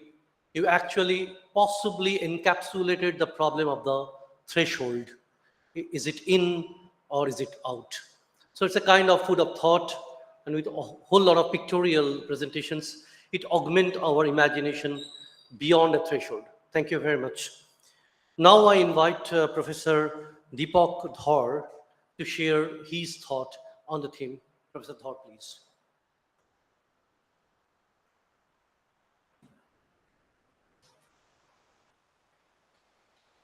So, good afternoon, everybody. I'm happy to share some views on my own on this overall topic, which is somewhat vast. I think the panelists are very different from each other, and our approaches also will differ substantially. And so I will just make some 2 or 3 observations which were triggered by whatever I heard in the morning. So one question was, what is beauty? What is aesthetics? Is nature art? Is the role of noise, in beauty and our perception of beauty? And these are the questions I'll try to address. But let me start with this simple question. Is the number 1729 art? The answer is obviously no. It's a number. It's not art. Right? But is the observation that 1729 equal to 10 cubed plus 9 cubed, is that art? No, that's a dumb equation. That's also not art. Okay? But the realization that this number can be expressed in this way and also in some other way, which is a very famous Ramanujam story, which I think most of you are familiar with, that realization is an appreciation of beauty in an existing object. And that realization I would consider to be realization of beauty, but the beauty was not there in the number itself. It was in the eyes of the beholder. Okay? So that is one. Now, for example, I've seen very beautiful pictures of trees. The trees grow up in all kinds of strange shapes, and people have looked at trees and they found very nice pictures, and you look at the picture and you really see that this is, of course, the picture is a work of art. But is the tree a work of art? I'm not so sure about the tree. I think the photographer's ingenuity in selecting that particular tree and photographing it in some particular way makes it a work of art. Art, you know, is part of artificial. It has to be made. It cannot be there. I think if you say nature is art, that is sort of contradiction in words, self-contradictory. It's my view. No, it is a fight about words. But I think it makes sense to say that if nature cannot be art, because art has to be artificial. By the same token, if you take all these carpets which are made by, let's say, these people in Badayung can make 10,000 carpets with rule 90. Would you say that all of them are equally beautiful, or some of them are more beautiful than others? I will find it very hard to pick one of them as more beautiful than the other. Okay? So I don't think the word beauty cannot be applied to these kinds of objects which are generated by this kind of algorithm, even with noise added.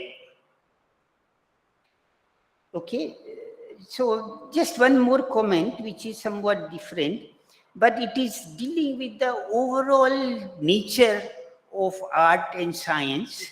Both, you know, when we work in art or we work in science, both of these are creative activities.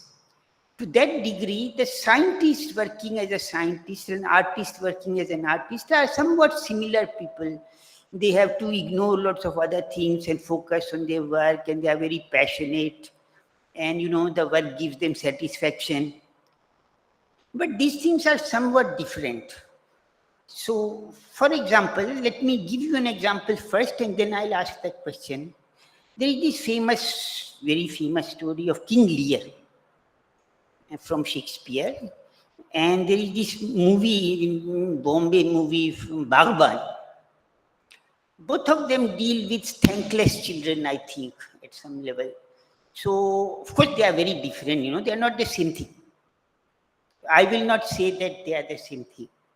But in science, we worry much more about content than form. Expression, way of expressing thankless children can be either A or B. But in science, let me give you just one example. There is the Newton's laws, which everybody knows. And there is also the Lagrangian formulation of Newton's laws, which is Lagrange's equations. We say that these are two different ways of formulating the same law. We don't think of them as two different laws, right? But in art, they will be considered totally different things. And so I think in science, we worry more about content and less about form. And in art, it is mostly about form, and content is taken as obvious and granted quite often. Like, you know, old people, they have problems. This is understood by everybody. How you explain this anguish of old people in your ways is what constitutes different types of art. While science will deal with slightly different types of things. Okay, so let me stop here, and I'm happy to take some questions from the live audience if there are any.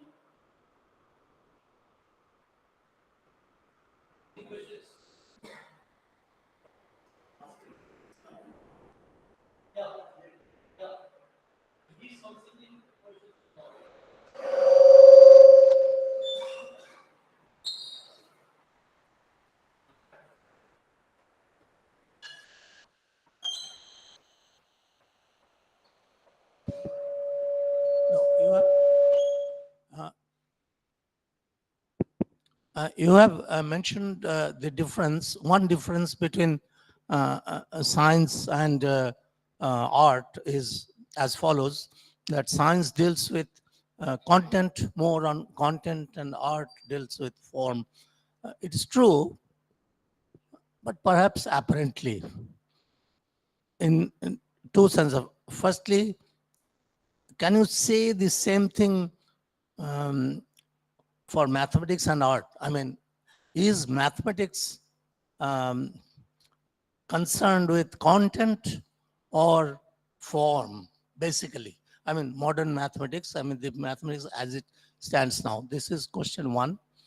Question 2 is not even mathematics, but say physics, say quantum physics, say string theory, etc., etc. When physics really deals with very minute things, at least they claim, very minute things or very large things and so on. So to me, whenever I want to understand them, I see that ultimately it becomes very difficult to relate to the actuality. What we really do, what we can really do is to manipulate the forms, the equations, ultimately the equations. So I would like to have your comments on this particular thing. So I think I understand your question. It's not very easy to say all these things in, language, which is usually somewhat imprecise. But I would say that in the end, the string theorists or whoever are not trying to manipulate equations. That may be the tool. The aim is to understand what really happens. And to that degree, I'm saying that the aims of artists and scientists are slightly different. Again, I cannot be 100% right in what I said. But if I'm at least 80% right, then I'm quite satisfied.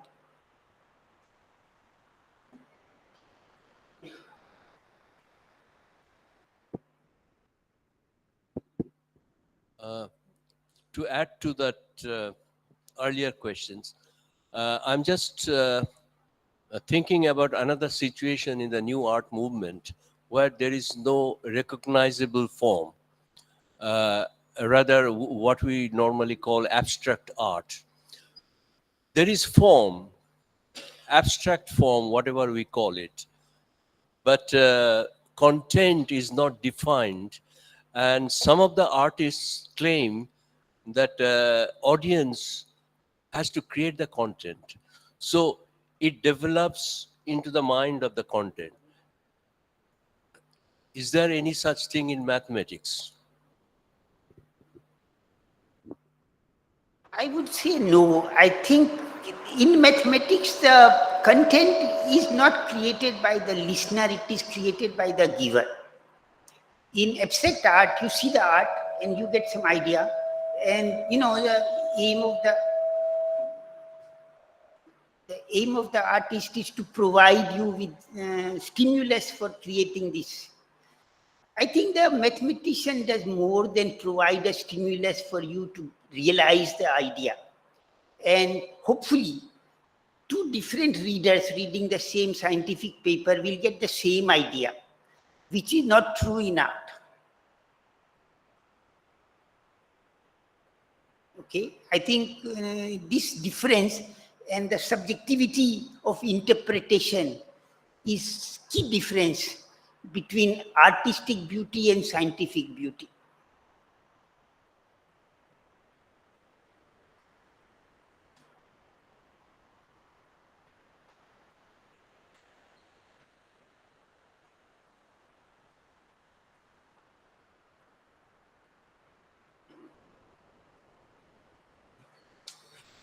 In my mind, Professor Dhar actually posed us with a kind of context of the theme of this particular session, that whether we are going to draw compartment or we are going to cross the compartments together. Form, content, interpretation, subjectivity, all these are versions. Normally we do not, as a kind of layman's or laywomen's view, we feel it, but do not express. But in terms of the expressions, should we put them into a context, in a historical moment, in socialization, in cultural traits? So there are issues. Say, for example, the beautiful example he started with, the Ramanujan number. It's a kind of accident, but is it pure accident?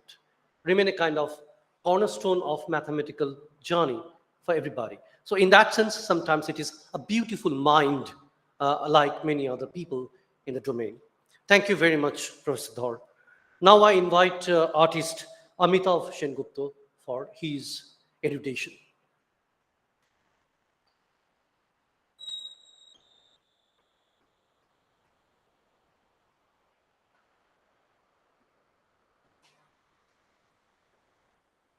Well, it has been very interesting and provoking, all the talks and the informations. There are certain points in my experience with art and machine. I'm not much educated with the machine, but sometimes I use computer programs and creating digital forms, etc. Now, very interestingly, the idea of art in the contemporary time is vast changing. For example, Mihir elaborated that pattern, the mathematics, the symmetry, the idea of ideal beauty, which the Greeks developed in the Greco-Roman tradition, and through Renaissance, and which entered into architecture and almost every aspect of human use and environment. Later, which is more visible, I mean, it's a post-impressionist period, the art became very different. The idea of beauty, the sublime, turned into shock, devastation, broken lines, broken pattern. And that created a kind of modernism in Europe, and gradually that came to us. But in my Nigerian experience, when I was in Africa,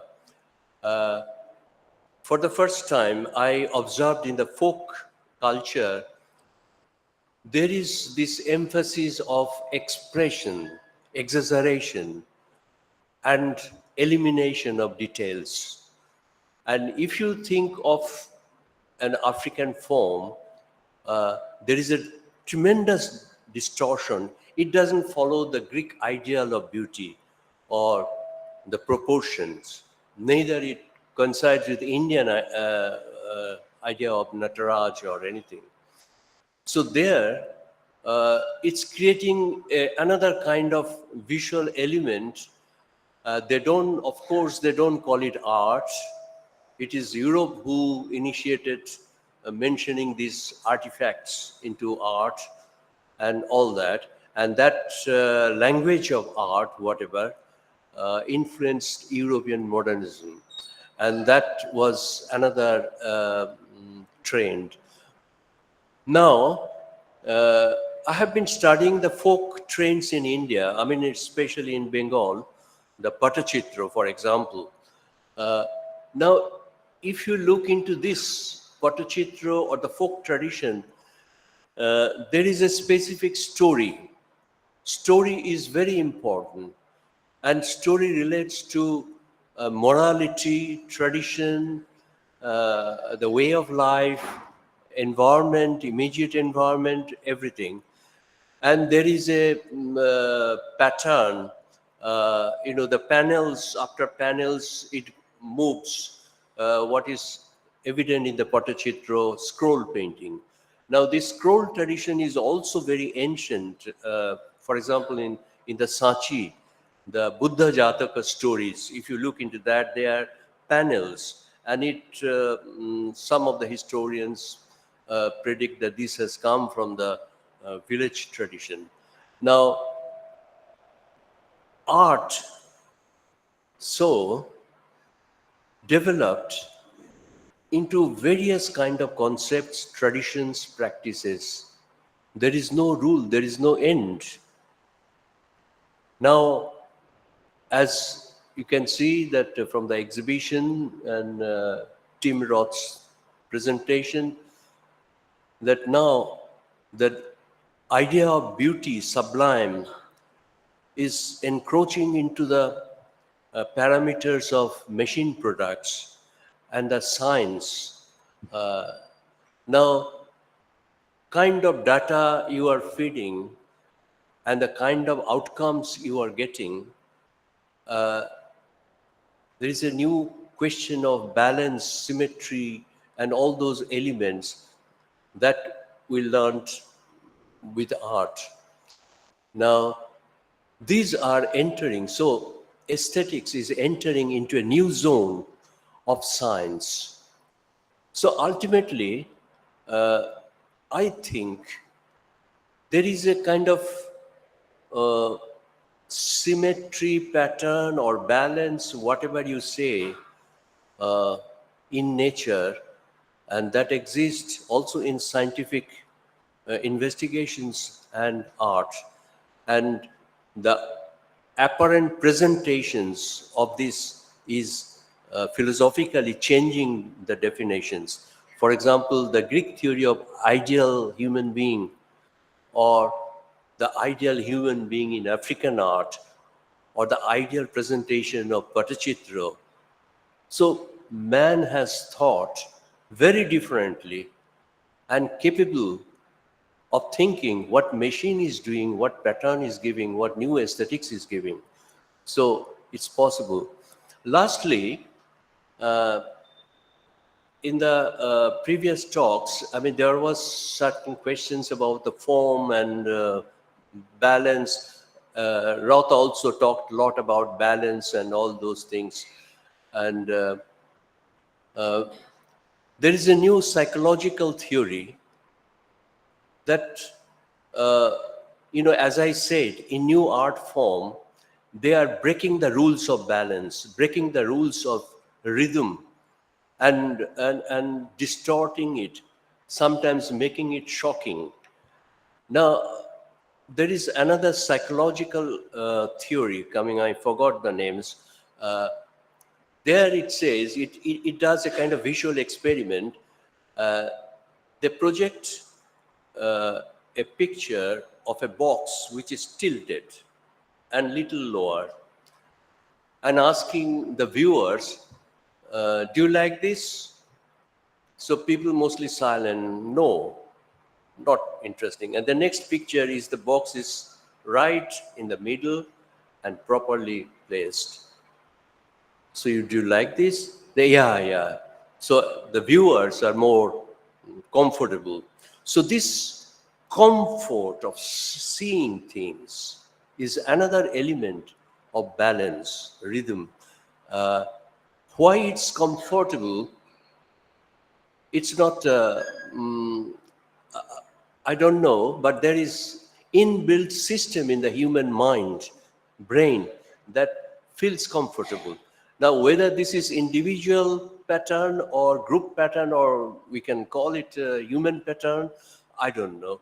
But for example, in India, I mean, I have seen many houses. I feel very uncomfortable because there are a lot of distracting objects, different colors of the wall, yellow, green, and textile, very different. And then some houses I feel very comfortable, and the eliminations of, there is a kind of correlation of colors and objects. So balanced human mind, how we interpret, how we see things, has to be investigated through psychological point, aesthetic points, or many points, science. Thank you very much.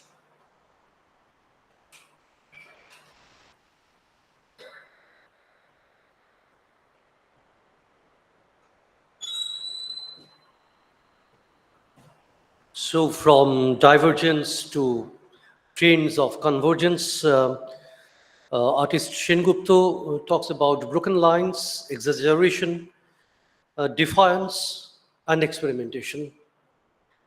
Possibly he was also talking about how to put profane over the sacred, the biblical dichotomy. And the storytelling tradition continues, where possibly many traits of coloration interpretation of experience and recreation of story in print, in weaving, in paint, and in possibly in our kitchen and on our verandas is possible. So thank you very much, artist Sengupta. Now I invite Dr. Tim Roth for his deliberation online. Tim, please.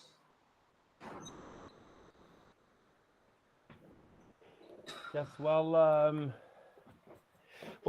I gave my statements, but what I can I can give some reactions on the previous talks just to initiate possibly also a discussion. So thanks also to the other panelists for your contribution. So I was a bit surprised to be on an Asian conference and to listen so much about Western European art. It was quite surprising. So just a few comments about this, and also coming back a bit more to Asia and maybe to some Asian specific aesthetics. So just to give you an impression, that we as Westerners are also impressed, about own Asian-specific products. You just go to Delhi and look to this crazy thing like the Jantar Mantar observatory, which is much more than which looks like a surreal, a huge, oversized sculpture. Which is also possibly it could be also considered, because at that time when the Jantar Mantar was built up, from a scientific point of view, it was in effect quite useless. It's a real cool, huge, environment, which is pretty crazy. So a couple of things. In the first talk, there was mentioned about a central perspective, and referred to Renaissance, to painting, to architecture. And here I would highlight also, there's not only the central perspective, which gives consistent pictorial representations, but there's also parallel perspective. And here we can also refer again to Asia.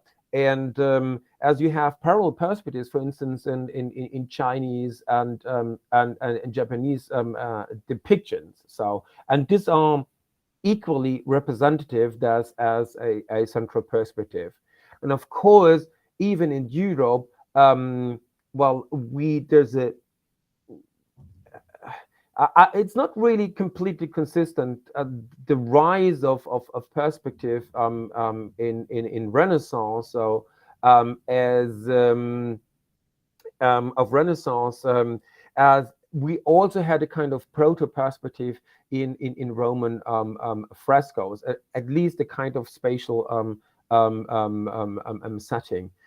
So we should keep that in mind. And there's a huge thing also with projective geometry handling this. And we also already had before kind of stone drawings for architecture, which in a way are parallel perspective. And I also saw this this engraving by Dhar with Hieronymus. And interestingly, this thing, from the space we see in there, it's the perspective is consistent, but there's one issue which is not consistent, and this is what I pointed out in an exhibit on early modern times, is that artists had really huge problems with parallel perspective, and in the sense of the projection of the sun. And if you look to depictions from Dürer to the mid of the 17th century, there are always inconsistencies. It's quite interesting. So shadows, which is one also of my research topics, are quite interesting. If you have a shadow depiction in a central perspective image, you have a kind of projection in a projection, which is theoretically quite interesting. So yeah, then comes up symmetry, and this is what I try to get away a bit and to show also with reference, well, to Asia and to the example with the landscape gardening in China. And I need to underline again the huge impact this had to European aesthetics. So, and just to bring it to the point, and Lovejoy, he was a philosopher of ideas. You can read it there from an essay from 48, who said, well, it's impossible to think of romanticism without this Chinese aesthetics, which is really incorporated by the Chinese landscape garden. And the point is, it's not about symmetry. So it's not about harmony. It's the uncommon. It's about irregularity. So it's the artificial naturalness.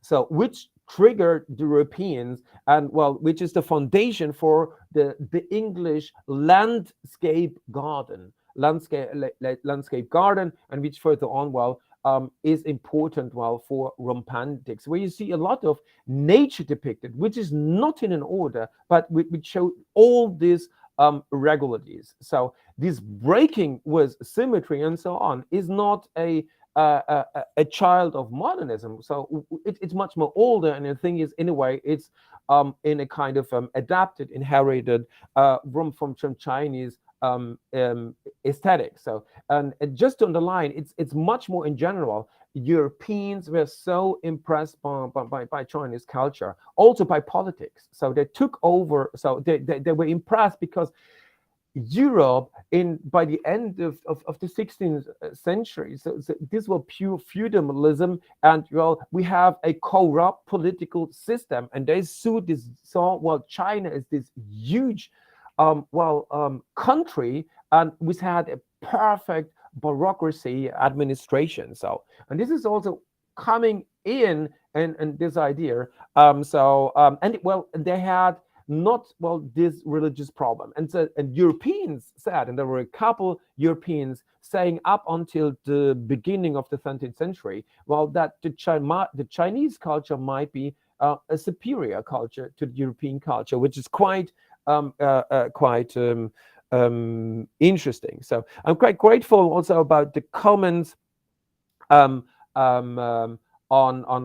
African culture having also a quite a different perspective. So yes, and now I'm missing a bit. So most of you are Indians in the audience.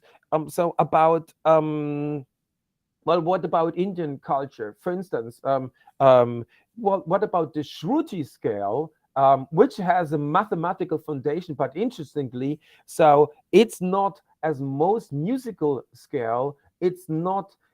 It doesn't divide the tone scale in equal steps, which is quite interesting also for European microtonality. So these are just some comments, because, well, I can't give again a statement. I made my talk before. It's just more about triggering a discussion also with regards to that, because I was talking about, well, about cultures and how the impact of, well, thought cultures, thought styles, on also in the history of science. And I see, and well, and everybody knows it, it's a bit more different with mathematics, as well, and this possibly has to do that mathematics is has the luxury to be completely well, disconnected from world phenomena. It's a purely synthetical discipline, and yeah, and this is why. And the point is, as far as it's different in physics. As far as you get into in physics, in with real world phenomena, you get getting in trouble. Um, but even if you change discipline, and if you bring in biology, and I'm quite curious about the talk, which will talk about life and solar automata, it's even getting more tricky, because in biology, even well, it gets getting more difficult than in physics to repeat a certain experiment, because you have so much fine tunes in a laboratory, well, in the cell line, which might vary, so that for instance a virus or a bacteria in the other lab might behave a bit differently. So this is a quite complex affair. So what my intention here is of my reaction is just to break a bit this well um, this this concentration of too much on European ideas and too much on this more conventional idea of beauty, and just bringing in also other aesthetical concepts.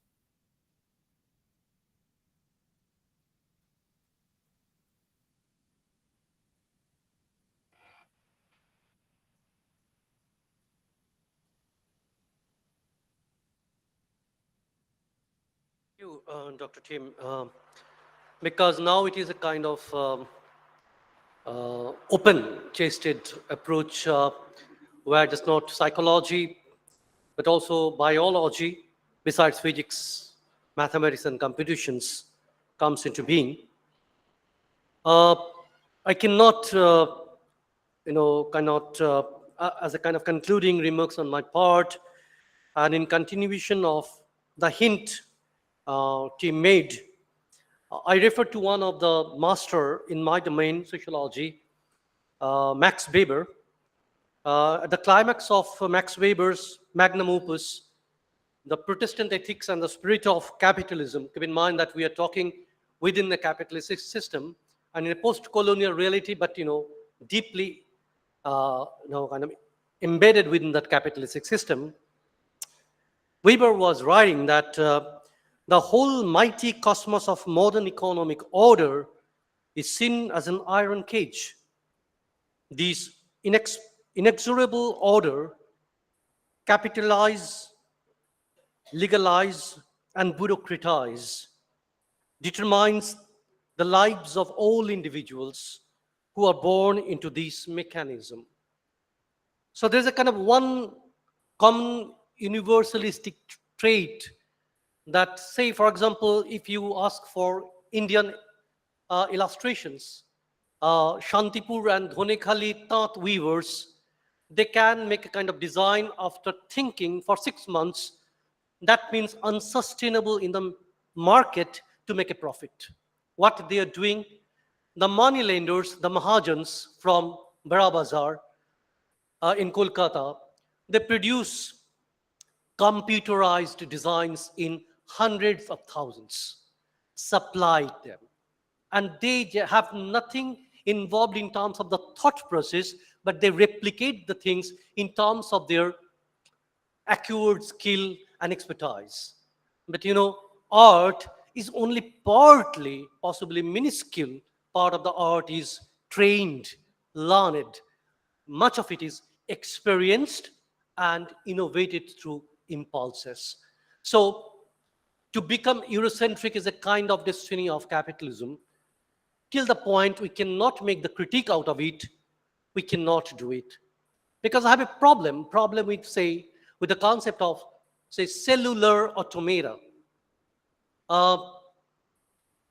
Human body is comprised of 37.2 trillion cells.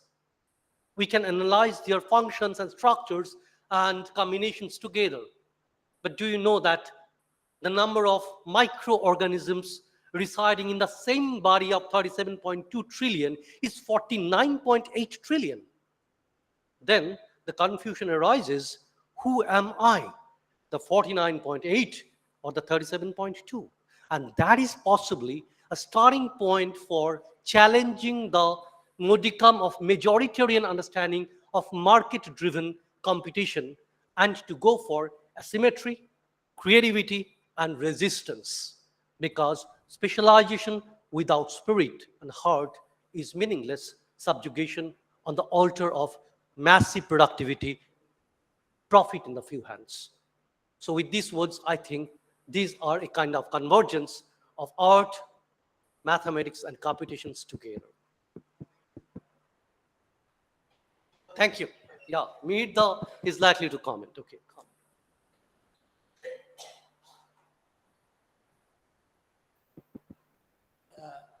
Is just a response to Professor Team, because I initiated my discussion with European art and European mathematics, so to say.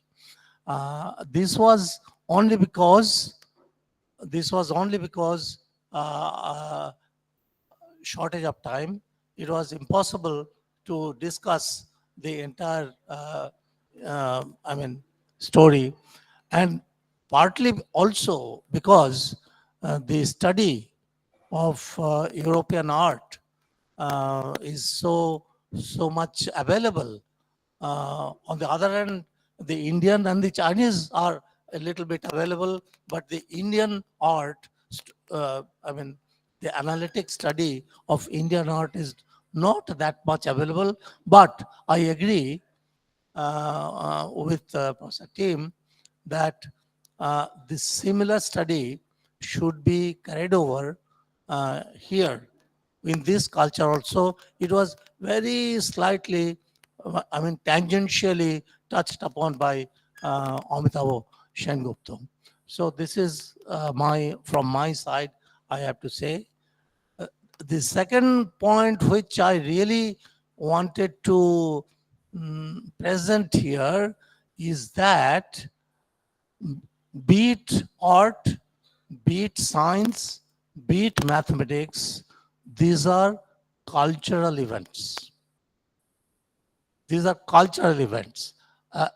If we say that, no, art is a cultural event, depending on culture, various cultures, but science is not. It is universal. It is science in Kolkata and science in any other place is the same.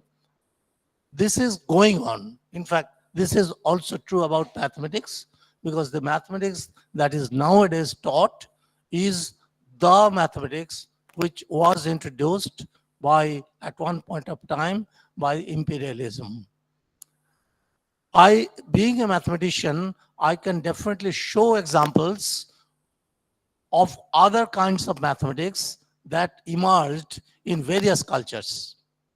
But it is difficult to show, for me at least, examples of, say, for example, physics or other sciences. But that is possible. There are lots of, thoughts and ideas going on. So this is what I wanted to clarify. Thank you very much.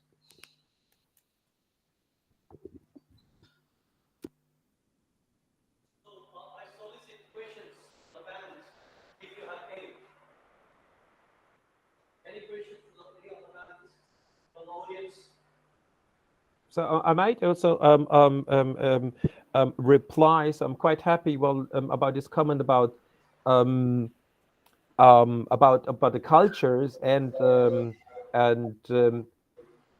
the question is about mathematics, and this is the crucial question: if to talk about a single culture or to talk about multiple culture. And well, I'm not so familiar with non-European culture, but the point is that, for instance, if you associate with the Greek space, we always associate the Euclidean space conception. But if you look, for instance, to Plato, the philosopher Plato, and the notion of a chora, it's not this Euclidean space. It's a kind of topological space about relationships, which is highly interesting. And then there's and there are some historians of science or philosophers of science and asking if there's an, for instance, Spengler did this in his seminal work, by the way, more or less around the same time as Weber did, asking if this is still the same mathematics, or can we talk about mathematics as one cultures, or do we have different cultures in mathematics, which is an interesting question, which we probably need to leave open. We can't solve today. Another thing I want to come back again to Julien Offre de la Machine and one misunderstanding of machine. So his seminal book, L'Homme Machine, you should not read it in a capitalist sense. The point is, it was a liberation if human beings can consider them as a machine, because they are cut off of, well, the external causalities. It's they can feel free finally. So, and this was triggering so much in the self-conception of the human being. So before, just to give you an example, invention was something, well, it was a kind of intuition given you by God, so coming externally. So, and just by considering the man as a machine is the basic constitution to establish the modern genius. So, because then I can invent on my own, not being based more from the organizational point of view. And this is why I call a Cellular Automata also ironically not only pixel sex, which also shows the interrelationship, but also mathematical socialism. And the basic error of socialism is, if I have everybody, well, obeying equally to the same rule, well, you don't have everybody running in an equal step. And this shows what Real 90 shows so nicely, is that the macroscopic pattern is it's not, even if it's not egalitarian. It is not that what we associate with that. And then we can also look back to the history again, well, more to appreciation of China, the early modern China, is because of its bureaucracy. In Europe, you had this feudalist bureaucracy, so where it just depended where you born, and this decided on your future career. And this was different, at least for bureaucracy in China, because they had a really tough educational system. And finally, what was decisive, just to get into the higher administration, is that you go through an educational process, and they had really tough exams, tough tests that they were sorting out. So this guaranteed that everybody in the Chinese bureaucracy, well, had the same educational conditions. So it was a kind of democratization of the bureaucracy, which made it so effective. Nevertheless, well, we had still a dynastic system whenever, but the bureaucracy, well, so, and this was triggered a lot of things, and for the future bureaucracy and Europe. And this is what we all need to think about also in this post-colonial debate. So what you see here in this interchange is this great appreciation, for other cultures, in the break from early modern times to modern times. So you need to think a bit, about different, the high and appreciation for the common, uncommon, and for the exotic. Thank you, Tim. It's a passionate interjection, extending the concept and especially extending the concept to the level of bigger and wider perspective of socialism as well as democracy and adaptive bureaucracy that may, for the timing, we may not be able to do away with. But in future course of action, who knows what would happen, especially if we go for a kind of real egalitarian venture and project. Thank you very much. Any other questions to the panelists? I have one question. To whom? To anyone. Generally. Maybe to team, maybe Amitabh, Sengupta, anyone. Okay. So thing is that, so you are saying that through mathematics, through automata, we can generate some patterns, some art. It's very nice. And its computer can generate art. My question is, okay, we have seen that, well, using these automata, we can generate many things and many more maybe are waiting. But what is the limit where the automata, these automata will fail and it can't go? I mean, what is the limit? This is the first question. And second question is, again, more general, that what is the limit of beauty? Because Professor Mihir Chakraborty was saying that beauty and symmetry, asymmetry, is there any limit of the beauty or it will keep on going?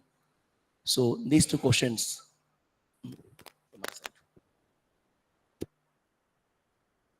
So, Tim, would you like to take the questions Yes, of? yes. I think what is important to I want to get out of modern times. So what I want to show with the Mazo, so the carpets I call Mazo, it's an abbreviation for mathematical socialism. With these Mazo carpets, or you could call them also cyber carpets. What I want to show, the carpet, the hand-knotted carpets, is a technique, a cultural technique, which is older than more 2,000 years. So in principle, this could be have been created 2,000 years ago. So, and this is incredible, and it's a different way of computing. It's a kind of and doing it in a non-arithmetical way. So so you could have a kind of computer, but nevertheless, so, and what are the limits? The limits are simply it's complexity. So the point is, what we are all confronted with, if you're starting, if 2,000 years we would have started with the single knot and then this pattern arises, probably it was not practiced because people simply couldn't imagine, because they didn't have this idea of a complexity. But even knowing about this concept of complexity, and I think this is really the task for today, well, to make people understand, and I think this we're still not there, that the majority of the people have an idea of complexity, but we need this idea of complexity to understand, well, our current challenges and the challenges of the future, especially with regards to environmental crisis. So the thing is, it's more, well, I don't know what will be the limits. The problem is complexity already shows our limits. So and with automata, we only have limitations to predict algebraic, simply for additive computers, some behaviors, but we're getting completely lost. So what we need to do is just we need to play through this all. So it just to get an idea, and it's a kind of bringing some empirical science into mathematics, because we need to have to play through all this automata to get an idea how they behave. So my answer is, well, we just need more a kind of ethics how to deal with complexity, because already complexity shows already our limits. The next question was to Mihir, or maybe artist Sengupta would answer. Yeah.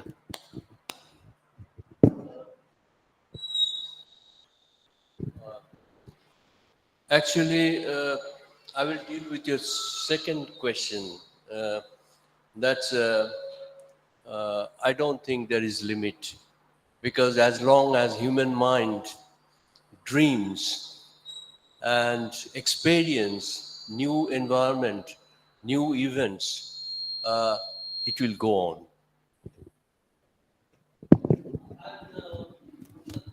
Or any comment on this limitlessness or the limit?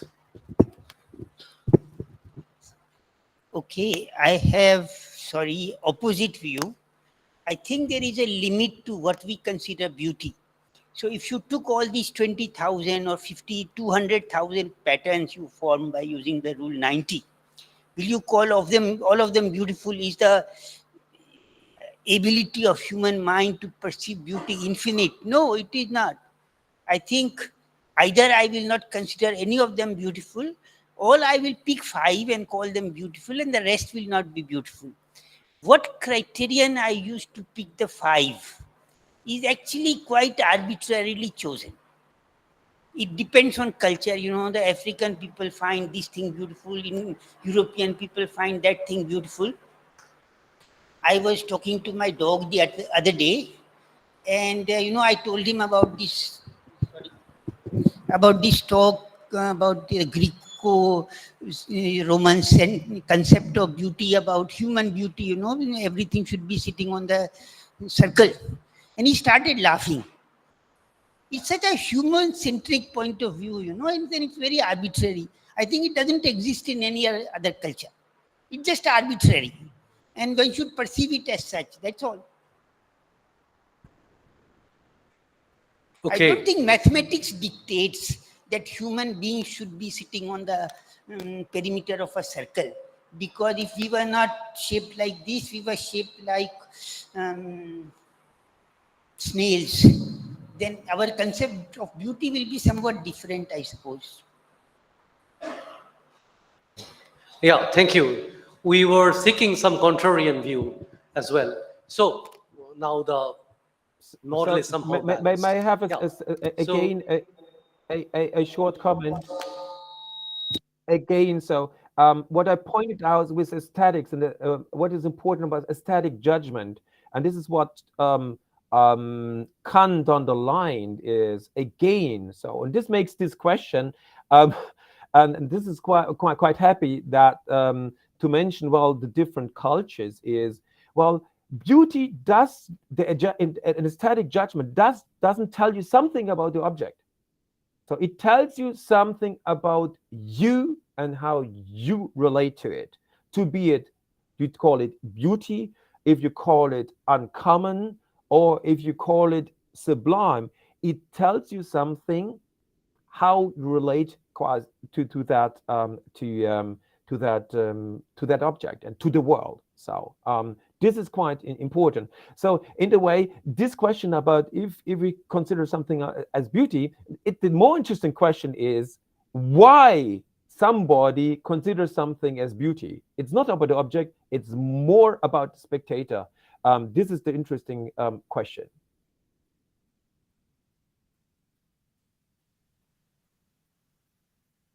To a large extent, say for example, in an Indian sense, conventional urban Indian sense, fair skin is beautiful. That means a skin that carries least amount of melanins is beautiful, though for every biological purpose it is unhealthy and prone to carcinomas. But the dark skin, which carries a healthy texture with melanins and melanophores, that is much more beautiful in certain other sense. But the colonial overriding features somehow overshadows our cognitive thought process.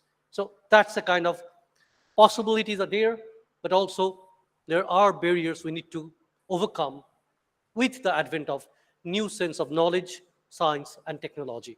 So the final word, we strive forward to make a kind of convergence between the watertight compartmentalization between art, mathematics, and computation to make them together a discernible, comprehensive project together.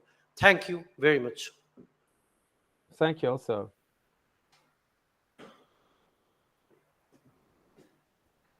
Thanks to all distinguished panelists. It was such a nice and outstanding panel discussion. I'm very sure that our audience got a chance to look at various topics at different perspectives. Now I would request Dr. Shukanto Dash to present memento to our estimated panelists on behalf of the ASCAT 2023 team.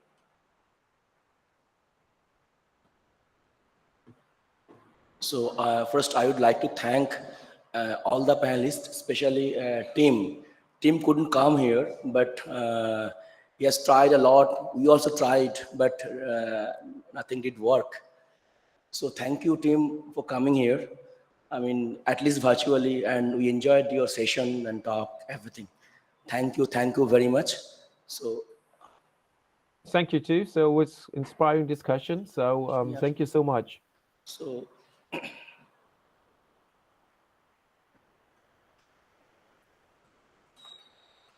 we have,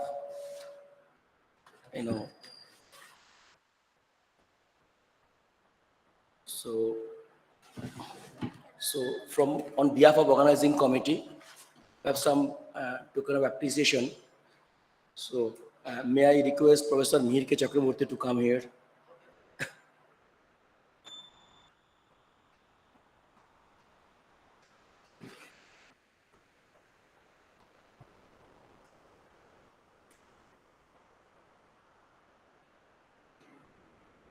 So this is our respect, gratitude to Professor Mihir Chakraborty. Thank you, sir. May I request Professor Amitabh Sengupta, please come here.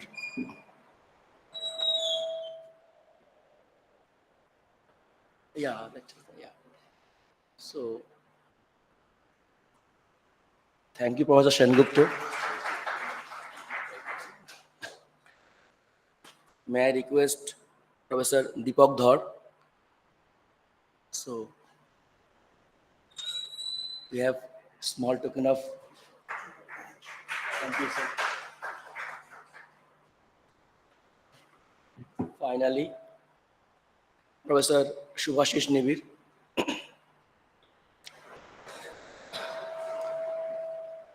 So thank you, Subhasis for handling the session and presenting everything. And team, so our respect to you virtually we are giving you. Thank you for coming here and giving your time. Thank you all.